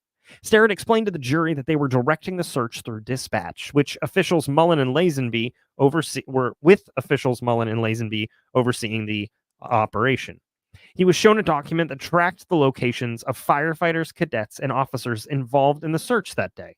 He noted that their department is entirely volunteer-based, but all members were present at the station due to the training session. He informed the jury that they were officially notified about the missing girls at 7:01 p.m., and he departed for the Unified Command at 7:10 p.m. By approximately 9:30 p.m., around 6 volunteer firefighters were at the bridge. Sterrett drove his personal vehicle, while the other firefighters took 2 fire trucks to the scene. Upon arrival, I just like to imagine 2 fire trucks being followed by a Mini Coupe. I think that's hysterical to me. Okay, upon arrival, Sterrett entered the trails off of 625 West, parked in a nearby yard, and noted that there were houses on his left. He mentioned that while one vehicle drove up to the bridge, the others made the journey on foot. He emphasized the need for boots on the ground during the search, expressing his belief that the girls were likely scared and cold. It was not an organized grid-type search, he explained. The searchers were scattered at various distances, mostly remaining southwest of the bridge, while venturing slightly onto the east side. Sterrett recalled leaving the scene between 1:30 a.m. and 2 a.m. on February 14th, later clarifying that he actually departed at 2:30 a.m. He had ordered searches to the north, south, east, and west of the bridge. In a prior deposition, he mentioned the possibility of higher intensity lights from vehicles, although he couldn't confirm it. He described the night as very dark, with firefighters using department-issued flashlights that had a flood setting. He acknowledged that someone might have shown a light on Deer Creek to search for the girls. Sterrett asserted that no one on his team observed anything floating in the creek, nor did they hear anyone calling out with any information. The prosecution chose not to cross-examine Sterrett. The jury posed 2 questions. How long ago did you give your deposition? Did you receive a copy at that time? Sterrett responded that it was 3 weeks ago and that a copy had been mailed to him. Did you search the area southeast of the cemetery? He replied, I did not personally. Steve Mullen, the former chief of Delphi Police Department, took the stand next. And immediately, never mind. The defense attorney for suspect Richard Allen opened with a critical question. How important is it to preserve evidence? Mullen responded emphatically, it's important to everyone. Defense attorney Andrew Baldwin then inquired, how important is it to alert the defense if there is missing evidence? Mullen acknowledged the significance of transparency in the investigation. revealing that crucial interviews with dozens of witnesses from the Delphi murders investigation conducted between February 14th and early March 2017 had not been made available to either the prosecution or defense. He explained, quote, "In August, we discovered the problem, which stemmed from issues with a digital video recorder. While the videos were ultimately recovered, they lacked audio. There was nothing I could do to recover the interviews," Mullen admitted. He confirmed that he had drafted 2 undated reports. Wow, undated. Oh boy. Regarding the missing interviews, but he maintained that both the prosecution and defense had access to the available interviews. Baldwin pressed further, asking, "Was there a single person who was re-interviewed from these missing interviews?" "I believe there was, but I don't recall," Mullen replied, indicating he would need to refresh his memory for a definitive answer. The defense team had only learned about the missing interviews in February of this year. The questioning then shifted to Brad Weber, with Mullen stating he met with Weber in August but did not record their discussion. "I could have, but I didn't," he admitted. I collectively heard all of our eyes roll. Weber had previously testified that he worked the first shift at Subaru near Lafayette on February 13th, the day of the murders, stating he was at work from 5:41 a.m. to 2:02 p.m. and that his drive home took about 20 to 25 minutes. Baldwin followed up by asking Mullen if Mullen noted any inconsistencies in Weber's statements. "Yes, there was some conflict about it," Mullen confirmed. Baldwin then referenced the police interview of Allen. "How long have you believed that only one person was involved in the murders of Abby and Libby?" he asked. "Since the arrest of Richard Allen," Mullen replied. "Before that, did you believe there were more people involved in the crime?" Baldwin pressed. "It doesn't really matter what I believed," Mullen stated. That is a non-answer. That is a damning non-answer. As the clock approached 4 p.m., Baldwin posed another question. "Do you believe sticks were placed on their bodies?" "I don't know," Mullen replied. The discussion turned to the trail camera situated at the crime scene. Mullen explained that the camera recorded video but not audio. He noted that during the early hours of February 14th, the camera captured footage of an individual in front of it while the search was ongoing. This trail camera was located to the west of where the girls' bodies were found. Following the discovery of the girls' bodies in 2017, tips were collected through a special process implemented by a coalition of law enforcement agencies, which is a fancy way of saying a bunch of people doing some stuff. Mullen testified that they had received only one tip regarding Allen. He also expressed uncertainty as to why it took so long to process DNA evidence from the crime scene. In August 2019, the Indiana State Police released a brief video and audio clip from Libby German's phone, which included the chilling phrase "down the hill." The full video had previously been shown to the jury. Baldwin asked whether law enforcement had received any tips from the clip released in August of 2019. Mullen estimated that they had received perhaps hundreds of tips as a result. When asked if Mullen believed Allen had ever returned to the scene, he replied, "I don't know." Baldwin then questioned how many times Allen had confessed before being moved, reportedly for his safety, from the Carroll County Jail to the Westville Correctional Facility. None. During cross-examination by the prosecution and subsequent redirect by the defense, Mullen provided additional insights. He confirmed that Weber had consented to a test of a Sig Sauer firearm, which was determined not to be linked to any cartridges found at the crime scene. Mullen recalled the details of his August meeting with Weber due to his review of text messages. Following the testimony, the jury posed several questions. Mullen revealed that investigators had later identified the individual seen on the trail camera, although he did not disclose the name. He also noted that the location where the bodies were found was not visible from the trail camera and affirmed that the camera's timestamp was accurate. When asked about the circumstances of the girls' deaths, Mullen indicated he believed that the site where the bodies were found was indeed where they died. The next witness called to the stand was Toby Lazenby, who served as the Carroll County Sheriff from 2015 to 2022. I just want to hug him. I feel like he gives good hugs, and I don't know why. I shouldn't say that. Now there's going to be a lawsuit against me. Oh, well. I didn't ask for consent. My bad. Lazenby began by stating his long-standing belief that only one person was responsible. I don't want to hug him anymore. Only one person was responsible for the deaths of the two girls. However, defense attorney Andrew Baldwin pointed to Lazenby's deposition from August 2023, during which Lazenby had indicated that the trial information suggested the involvement of multiple individuals. Baldwin pressed, "So you felt 10 months after Richard Allen's arrest that at least 2 people were involved?"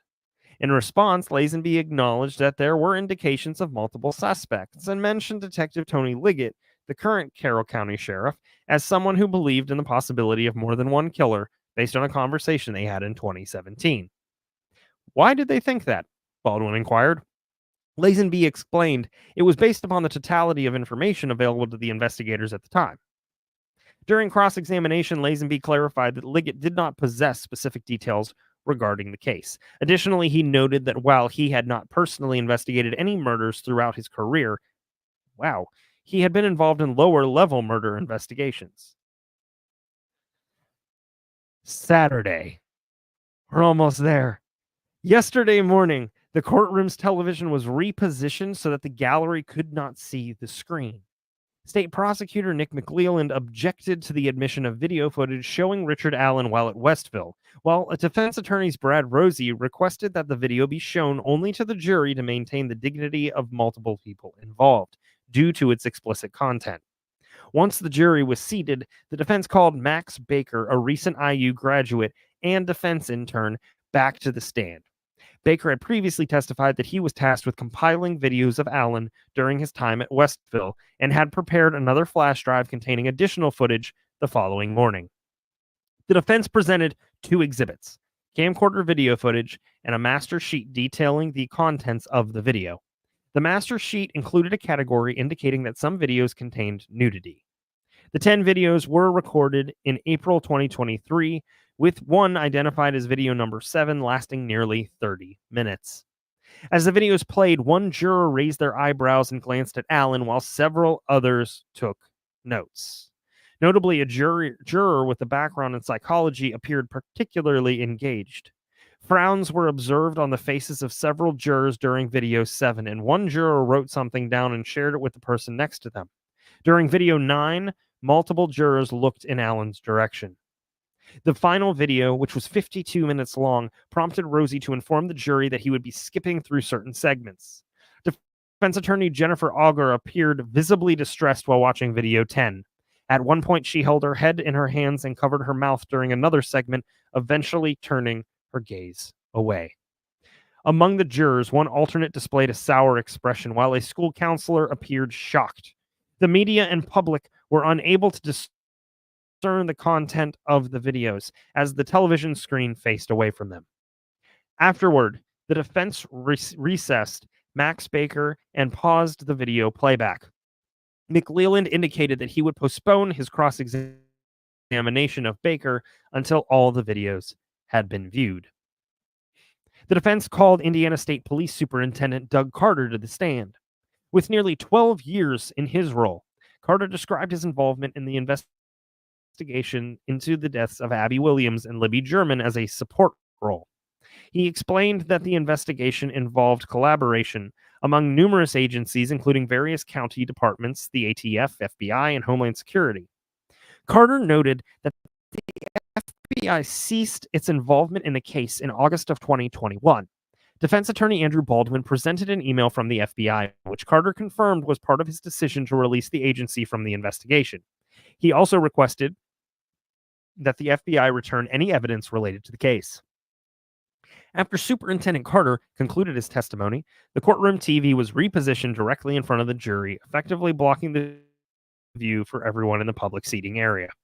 The next set of videos, numbered 11 through 15, were recorded between May 13th and June 20th of 2023. During video 13, Russell observed that Baldwin turned away, shaking his head, while 3 jurors appeared uncomfortable during video 14. Defense attorney Jennifer Auger was also seen looking away during this video. Video 15 lasted 34 minutes. Multiple jurors took notes, and an alternate juror seemed visibly surprised, with wide eyes. Baldwin was seen speaking softly to Richard Allen with his arm around him, as Allen shook his head while taking notes. The video presentations concluded at 11:50 a.m. Among the videos viewed, 4 contained nudity, while the others depicted Allen being transported for medical care. During Rosie's questioning, Max Baker mentioned that he had created a similar spreadsheet for the security footage from inside Allen's cell. State prosecutor Nick McClelland later indicated he would hold off on his cross-examination of Baker until all the videos had been watched next week. And that wraps up this past week's testimony in the Richard Allen case. On Wednesday at 9 p.m. Eastern, we're going to continue our reading of the defense's 136-page memorandum regarding Odinism and other possible suspects on our sister show, The Transcript. Wow, it was a doozy. Whew. Wowzers. All right, let's go ahead and move into our case in chief.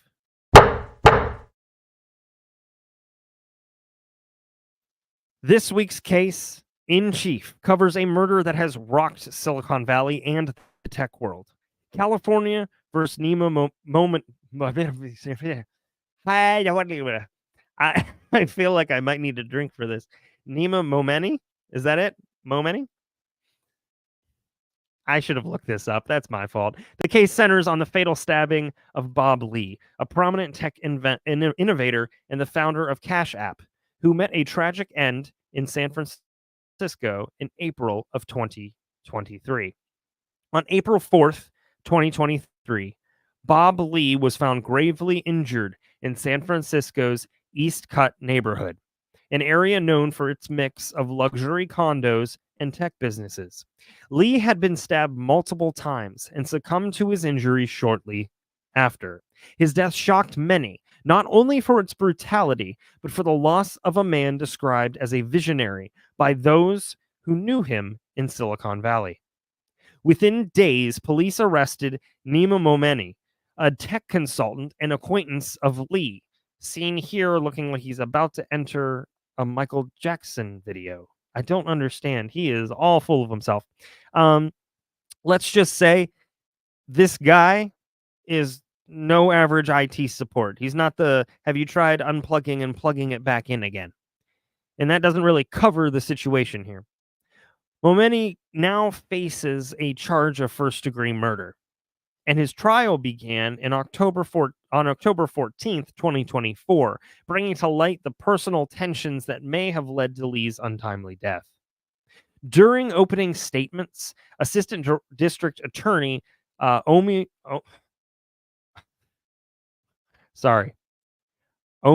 Talai set the tone for the prosecution's case, describing Momeni as a self-appointed tough guy with a deeply protective streak, especially concerning his sister, Kazar Momeni.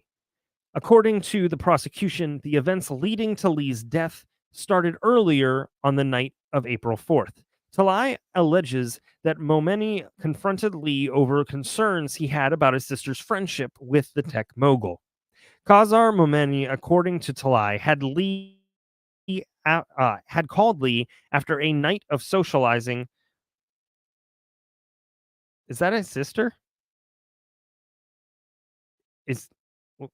Was she dressed up as like Janet Jackson from the Super Bowl performance for Halloween? Okay. You know what? I'm not going to judge. Moving on. Had called Lee after a night of socializing with friends, indicating that she may have felt uncomfortable and reached out for support. This allegedly sparked Momeni's anger, leading him to confront Lee. Prosecutors allege that Momeni then drove Lee to a secluded part of the East Cut neighborhood, where, in the dead of night, he stabbed Lee 3 times, including once in the heart, before leaving him to bleed out on the street. On the other side, the defense paints a drastically different picture. Momeni's defense team argues that Lee, under the influence of a combination of drugs, including cocaine and ketamine, had been acting erratically, and that it was Lee who instigated a violent confrontation. They argue that Momeni acted in self-defense, though the prosecution has questioned why Momeni would drive Lee to such a remote location in the first place if his intention wasn't to harm him. The defense pointed to the autopsy report showing Lee's drug use, suggesting it may have impaired his judgment. They also emphasized Momeni's clean record and lack of history of violence, portraying him as a caring brother driven to protect his sister, not a cold-blooded killer. So Momeni was just protecting his sister. Listen, if we all protected our siblings this way, Thanksgiving dinners, they get real dark real fast. And some people like white meat. They don't want the dark meat. It get awkward. Anyways, Khazar Momeni's testimony was one of the most anticipated parts of this trial. Khazar, because how did I already forget how I already pronounced it? Good grief. What is she dressed for? This is Silicon Valley. Never mind. Khazar, an art dealer and central figure connecting the two men, testified that her relationship with Lee was platonic. She described a night of heavy drug use among friends and claimed she had been sexually okay, that sucks a lot. Had been sexually assaulted that night, though not by Lee. Her testimony appeared to be an attempt to explain the circumstances that may have led to her brother's concern. The defense team used Khazar's testimony to underscore their argument that Nima Momeni was simply looking out for his sister. However, the prosecution countered, suggesting that Khazar's portrayal of herself as a victim was part of a narrative to excuse her brother's actions. In an emotionally charged statement, Krista Lee, Bob's ex-wife, later challenged Khazar's account, saying she has no right to make herself a victim in this when our family was the one that got murdered. A critical piece of evidence in this trial is the surveillance footage from Lee's final hours. The footage allegedly shows Momeni and Lee leaving Khazar's apartment building in Momeni's car just hours before the murder. Prosecutors have pointed out that the footage captures a tense exchange between Momeni and Lee. While the audio is unclear, body language experts and forensic analysts for the prosecution argue that Momeni's gestures appear aggressive, indicating a possible prelude to violence. Further, DNA evidence has also played a significant role. Blood matching Lee's DNA was found on a knife recovered near the scene, which investigators believe to be the murder weapon.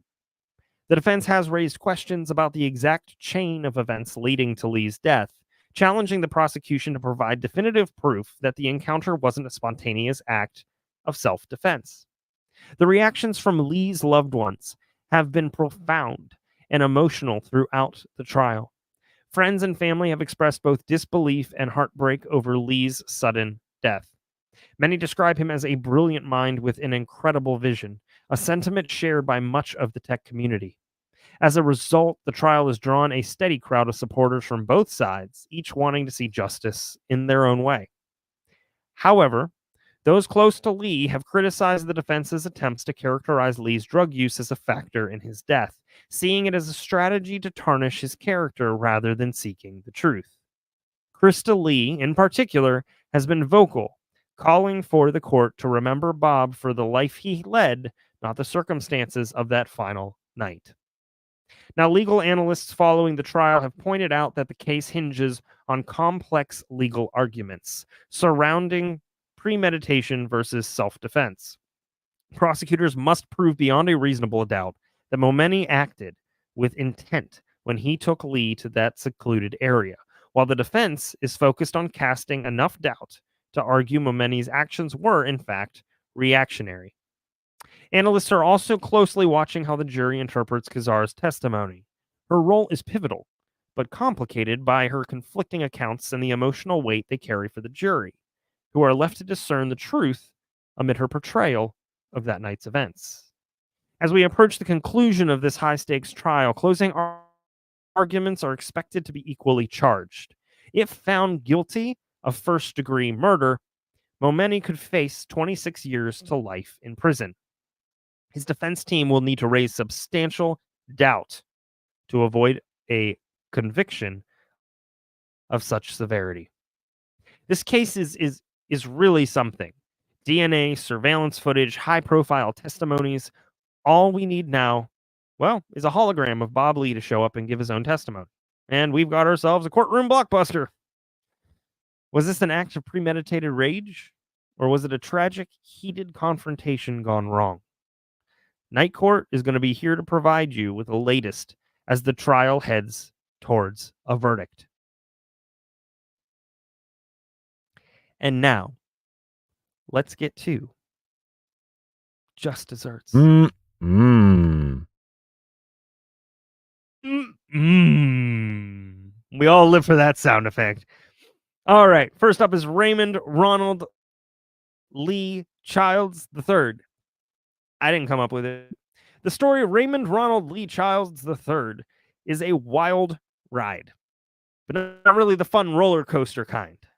This is more like your friend surprised you by taking you to a haunted house. You hate haunted houses, and now you're stuck inside, unable to find an exit. I'm sorry, Ryan. Actually, it's much akin to this election year. On January 24th, 2021, in Indianapolis, Indiana, because where else? It's a lovely state if you like cornfields and questionable decisions. But in either case, enter Raymond Childs III, age 17, who, in a display of teenage rebellion that would make a grumpy cat seem sweet, decides to take grounded for not obeying curfew to an entirely new level of, come again? The argument, well, he stayed out too late. The reaction, most teens slam doors, play sad music, sulk for hours. Perhaps they toss in an angsty tweet or a Snapchat. Not Raymond. No. This kid escalated from the situation from zero to massacre faster than it takes to record a YouTube short. Instead of walking it off or doing any number of things, at this point, an edible would have been more than approved. Perhaps even microdosing. Good idea. He went full vigilante on his family. And I think it's important, though, before we talk about that, to talk about the victims of this tragedy. Let's just kind of go through them one at a time. And also the fact that I even have to list them is disgusting. Raymond Child, and by that I mean I shouldn't have to, they should be here. Not that I had to list them in general. Let me clarify. Don't cut that. Raymond Childs Jr., 42, was his father. Kezzy Childs, 42, his stepmom. Elijah Childs, 18, his brother. Rita Childs, 13, his stepsister. Kiara Hawkins, 19, was Elijah's girlfriend, and tragically, Kiara's unborn child died also. And then there is his 15-year-old brother who survived the horrific event. He deserves his own medal for bravery. So what makes a 17-year-old go from arguing over curfew to unleashing a massacre that sounds like a rejected plot line from Game of Thrones? Apparently, it starts with a late-night reprimand and ends with Raymond Childs III grabbing a gun and deciding to one-up his grounding situation in the worst way possible. Now, I had some rough teenage years, don't get me wrong. I've been through the "you don't know me" phase and the "I'm not talking to you" phase and the "you don't understand" phase, but never once did I think, you know what this conflict needs? Firearms. Clearly, I'm not Raymond. In a move that has even the most extreme teens saying, "That's a bit much, dude," Childs goes from room to room, targeting family members with terrifying precision. The details are incredibly gruesome. His 15-year-old brother, who not only survived multiple gunshot wounds, but also managed to do what most of us would have trouble doing after getting a paper cut, run for help. He sprinted out of the house, found a neighbor, and was like, "Hey, we probably should call the cops now." I mean, if you're looking for someone with resilience, this kid should be at the top of the list. He escaped, gave a full witness report, and still managed to point the finger at his brother faster than you can say family counseling.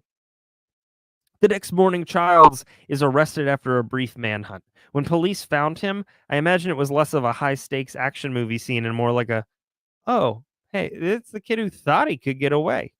Let's go ahead and give him a reality check in the form of cuffs."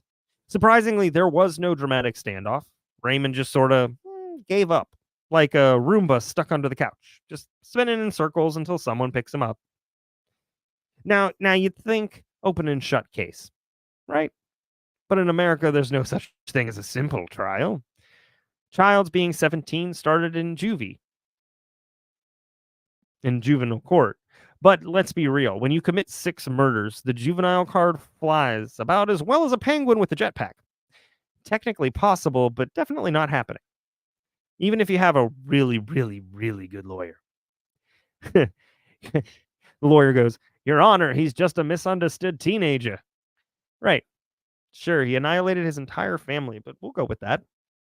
So they bumped him up to adult court, where things got dramatic as hell. There were witnesses, tears, mistrials. Yeah, we had a mistrial because a surviving brother stood up in court and gave Raymond a piece of his mind. Now, look, I'm not a legal expert, but if you survive something like that, I think you're entitled to an outburst, especially when testifying against your brother who eliminated your family. In the retrial, the jury took one look at the literal mountain of evidence, including testimony from the brother, and said, yeah, he's guilty. Not quite sure why I look like Robert De Niro for that, but just felt right.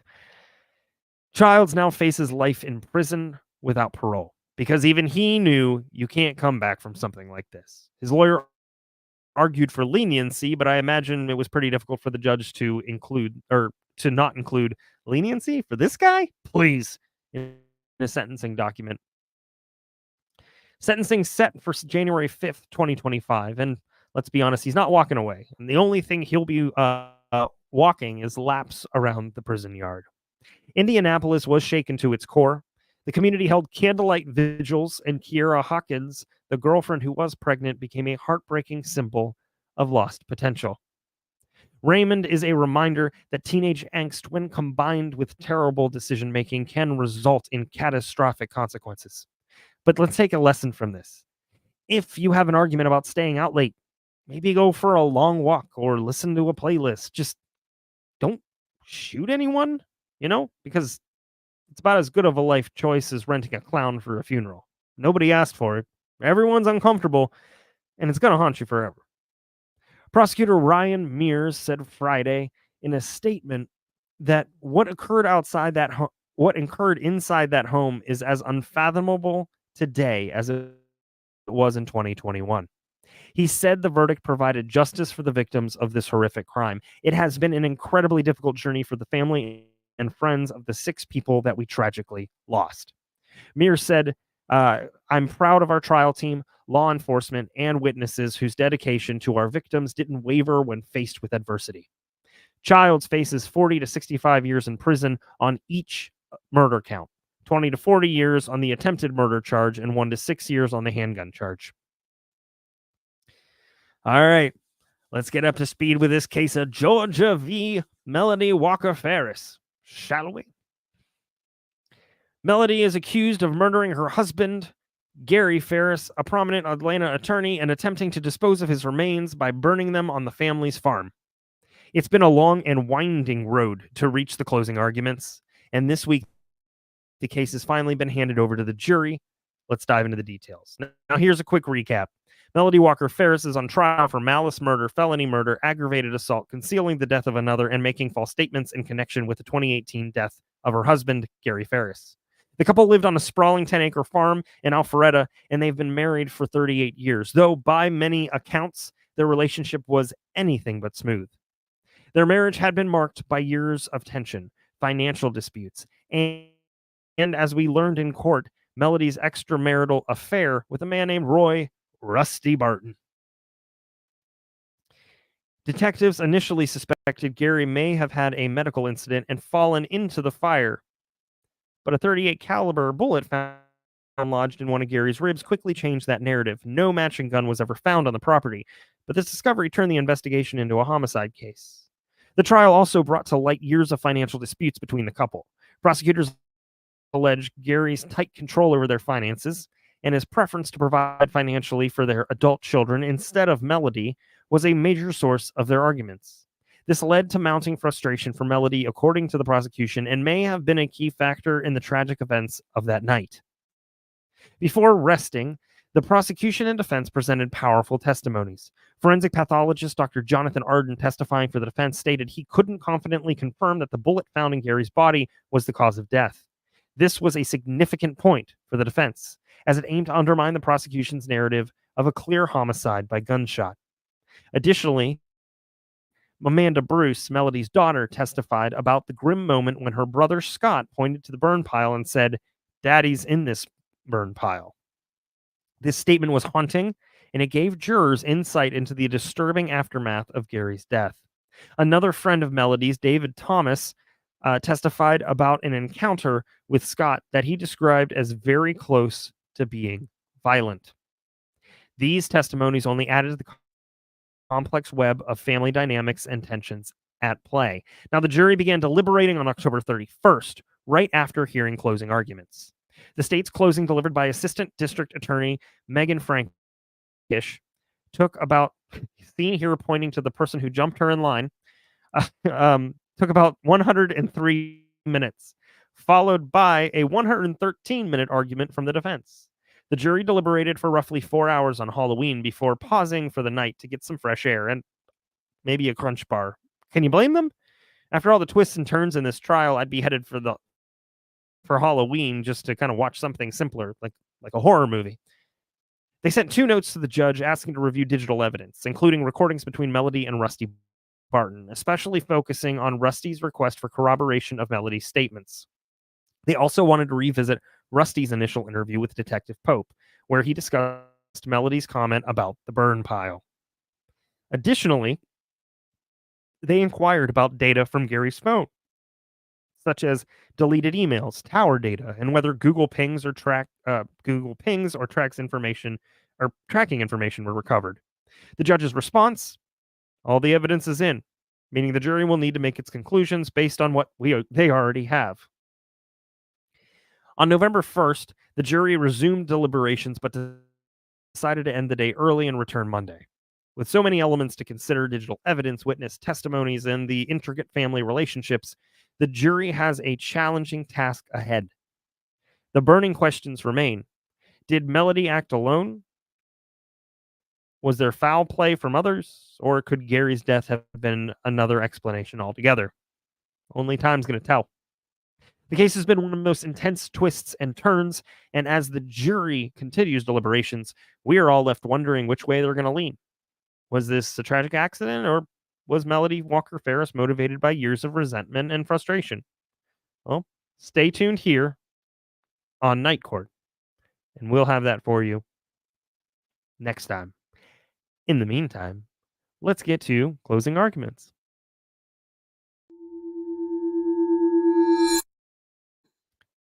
Just like with the opening, we're going to do something a little different from the typical closing. You know, sometimes when jailhouse doors are shut, they seem to open every few years. In this case, the case of Susan Smith, it's time for a parole hearing. Susan Lee Smith gained national attention in October of 1994 when she reported that her 2 sons, 3-year-old Michael and 14-month-old Alexander, had been abducted by a carjacker in Union, South Carolina.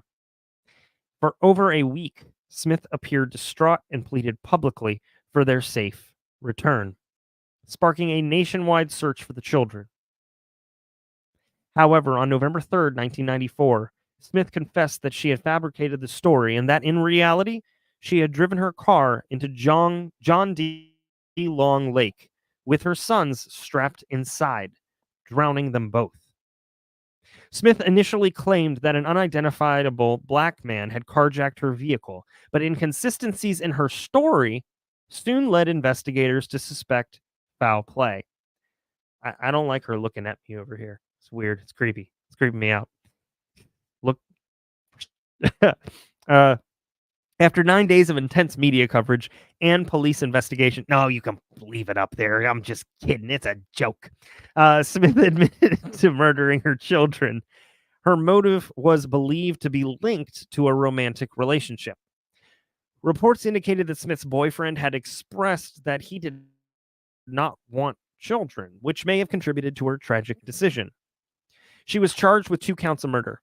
During the trial in July of 95, her defense team argued that she suffered from severe mental illness, including depression, and that her actions were not premeditated, but rather the result of extreme emotional distress. The prosecution, however, contended that Smith's actions were completely and entirely deliberate, and that she should be held fully accountable. She was convicted of 2 counts of first-degree murder, and on July 28, 1995, she was sentenced to life in prison with the possibility of parole after 30 years. In other words, in 2024, this year. It has been nearly 30 years at Leith Correctional Institute in Greenwood, South Carolina. Smith's behavior in prison has attracted significant media attention over the years. She's been disciplined multiple times for violations in prison, including having inappropriate relationships with prison guards and drug use. The parole board is going to consider Smith's behavior while incarcerated, her mental health status, and any statements from the victims' families and other involved parties. Many people, including the family of her deceased children, have voiced strong opposition to her potential release, citing the nature of her crime and the long-lasting pain it caused. Now, listen, this is just a snippet of Susan Smith's case. All right. I am going to give me one moment, please. Trying to find it. I'm trying to find the video is what I'm trying to do. There we go. All right. That's not right. It's fine. All right. This was just a snippet of Susan Smith's case. As luck would have it for everyone, though, Terry covers the Susan Smith case on her series, Dearest Mother's Darkest Secret.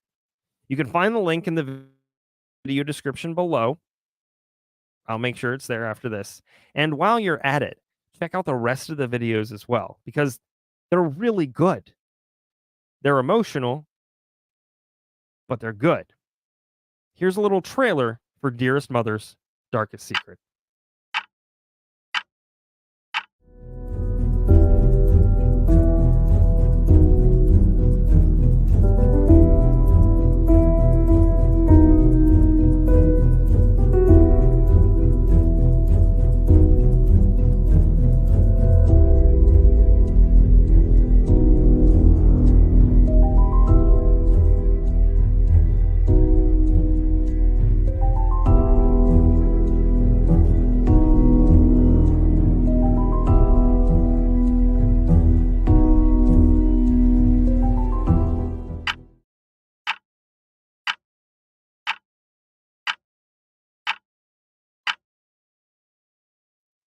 All right. So check it out. Go head over there. It's on the playlist, Dearest Mother's Darkest Secret. You will be horrified, mortified, but also the way Terry does it is wonderful. So definitely check that out. Now, if you enjoyed tonight's episode of Night Court, please be sure to like and subscribe to our channel. Leave a comment down below and follow us on social media for more updates during the week and behind the scenes content. Be sure to tune in next week when we cover the hottest true crime and trial updates and take a deep dive into the case of Georgia v. Jose Ibarra. I'm JT, and I'll catch you next Sunday at 8 p.m. for another episode of Night Court. You take care of yourselves, Night Owls.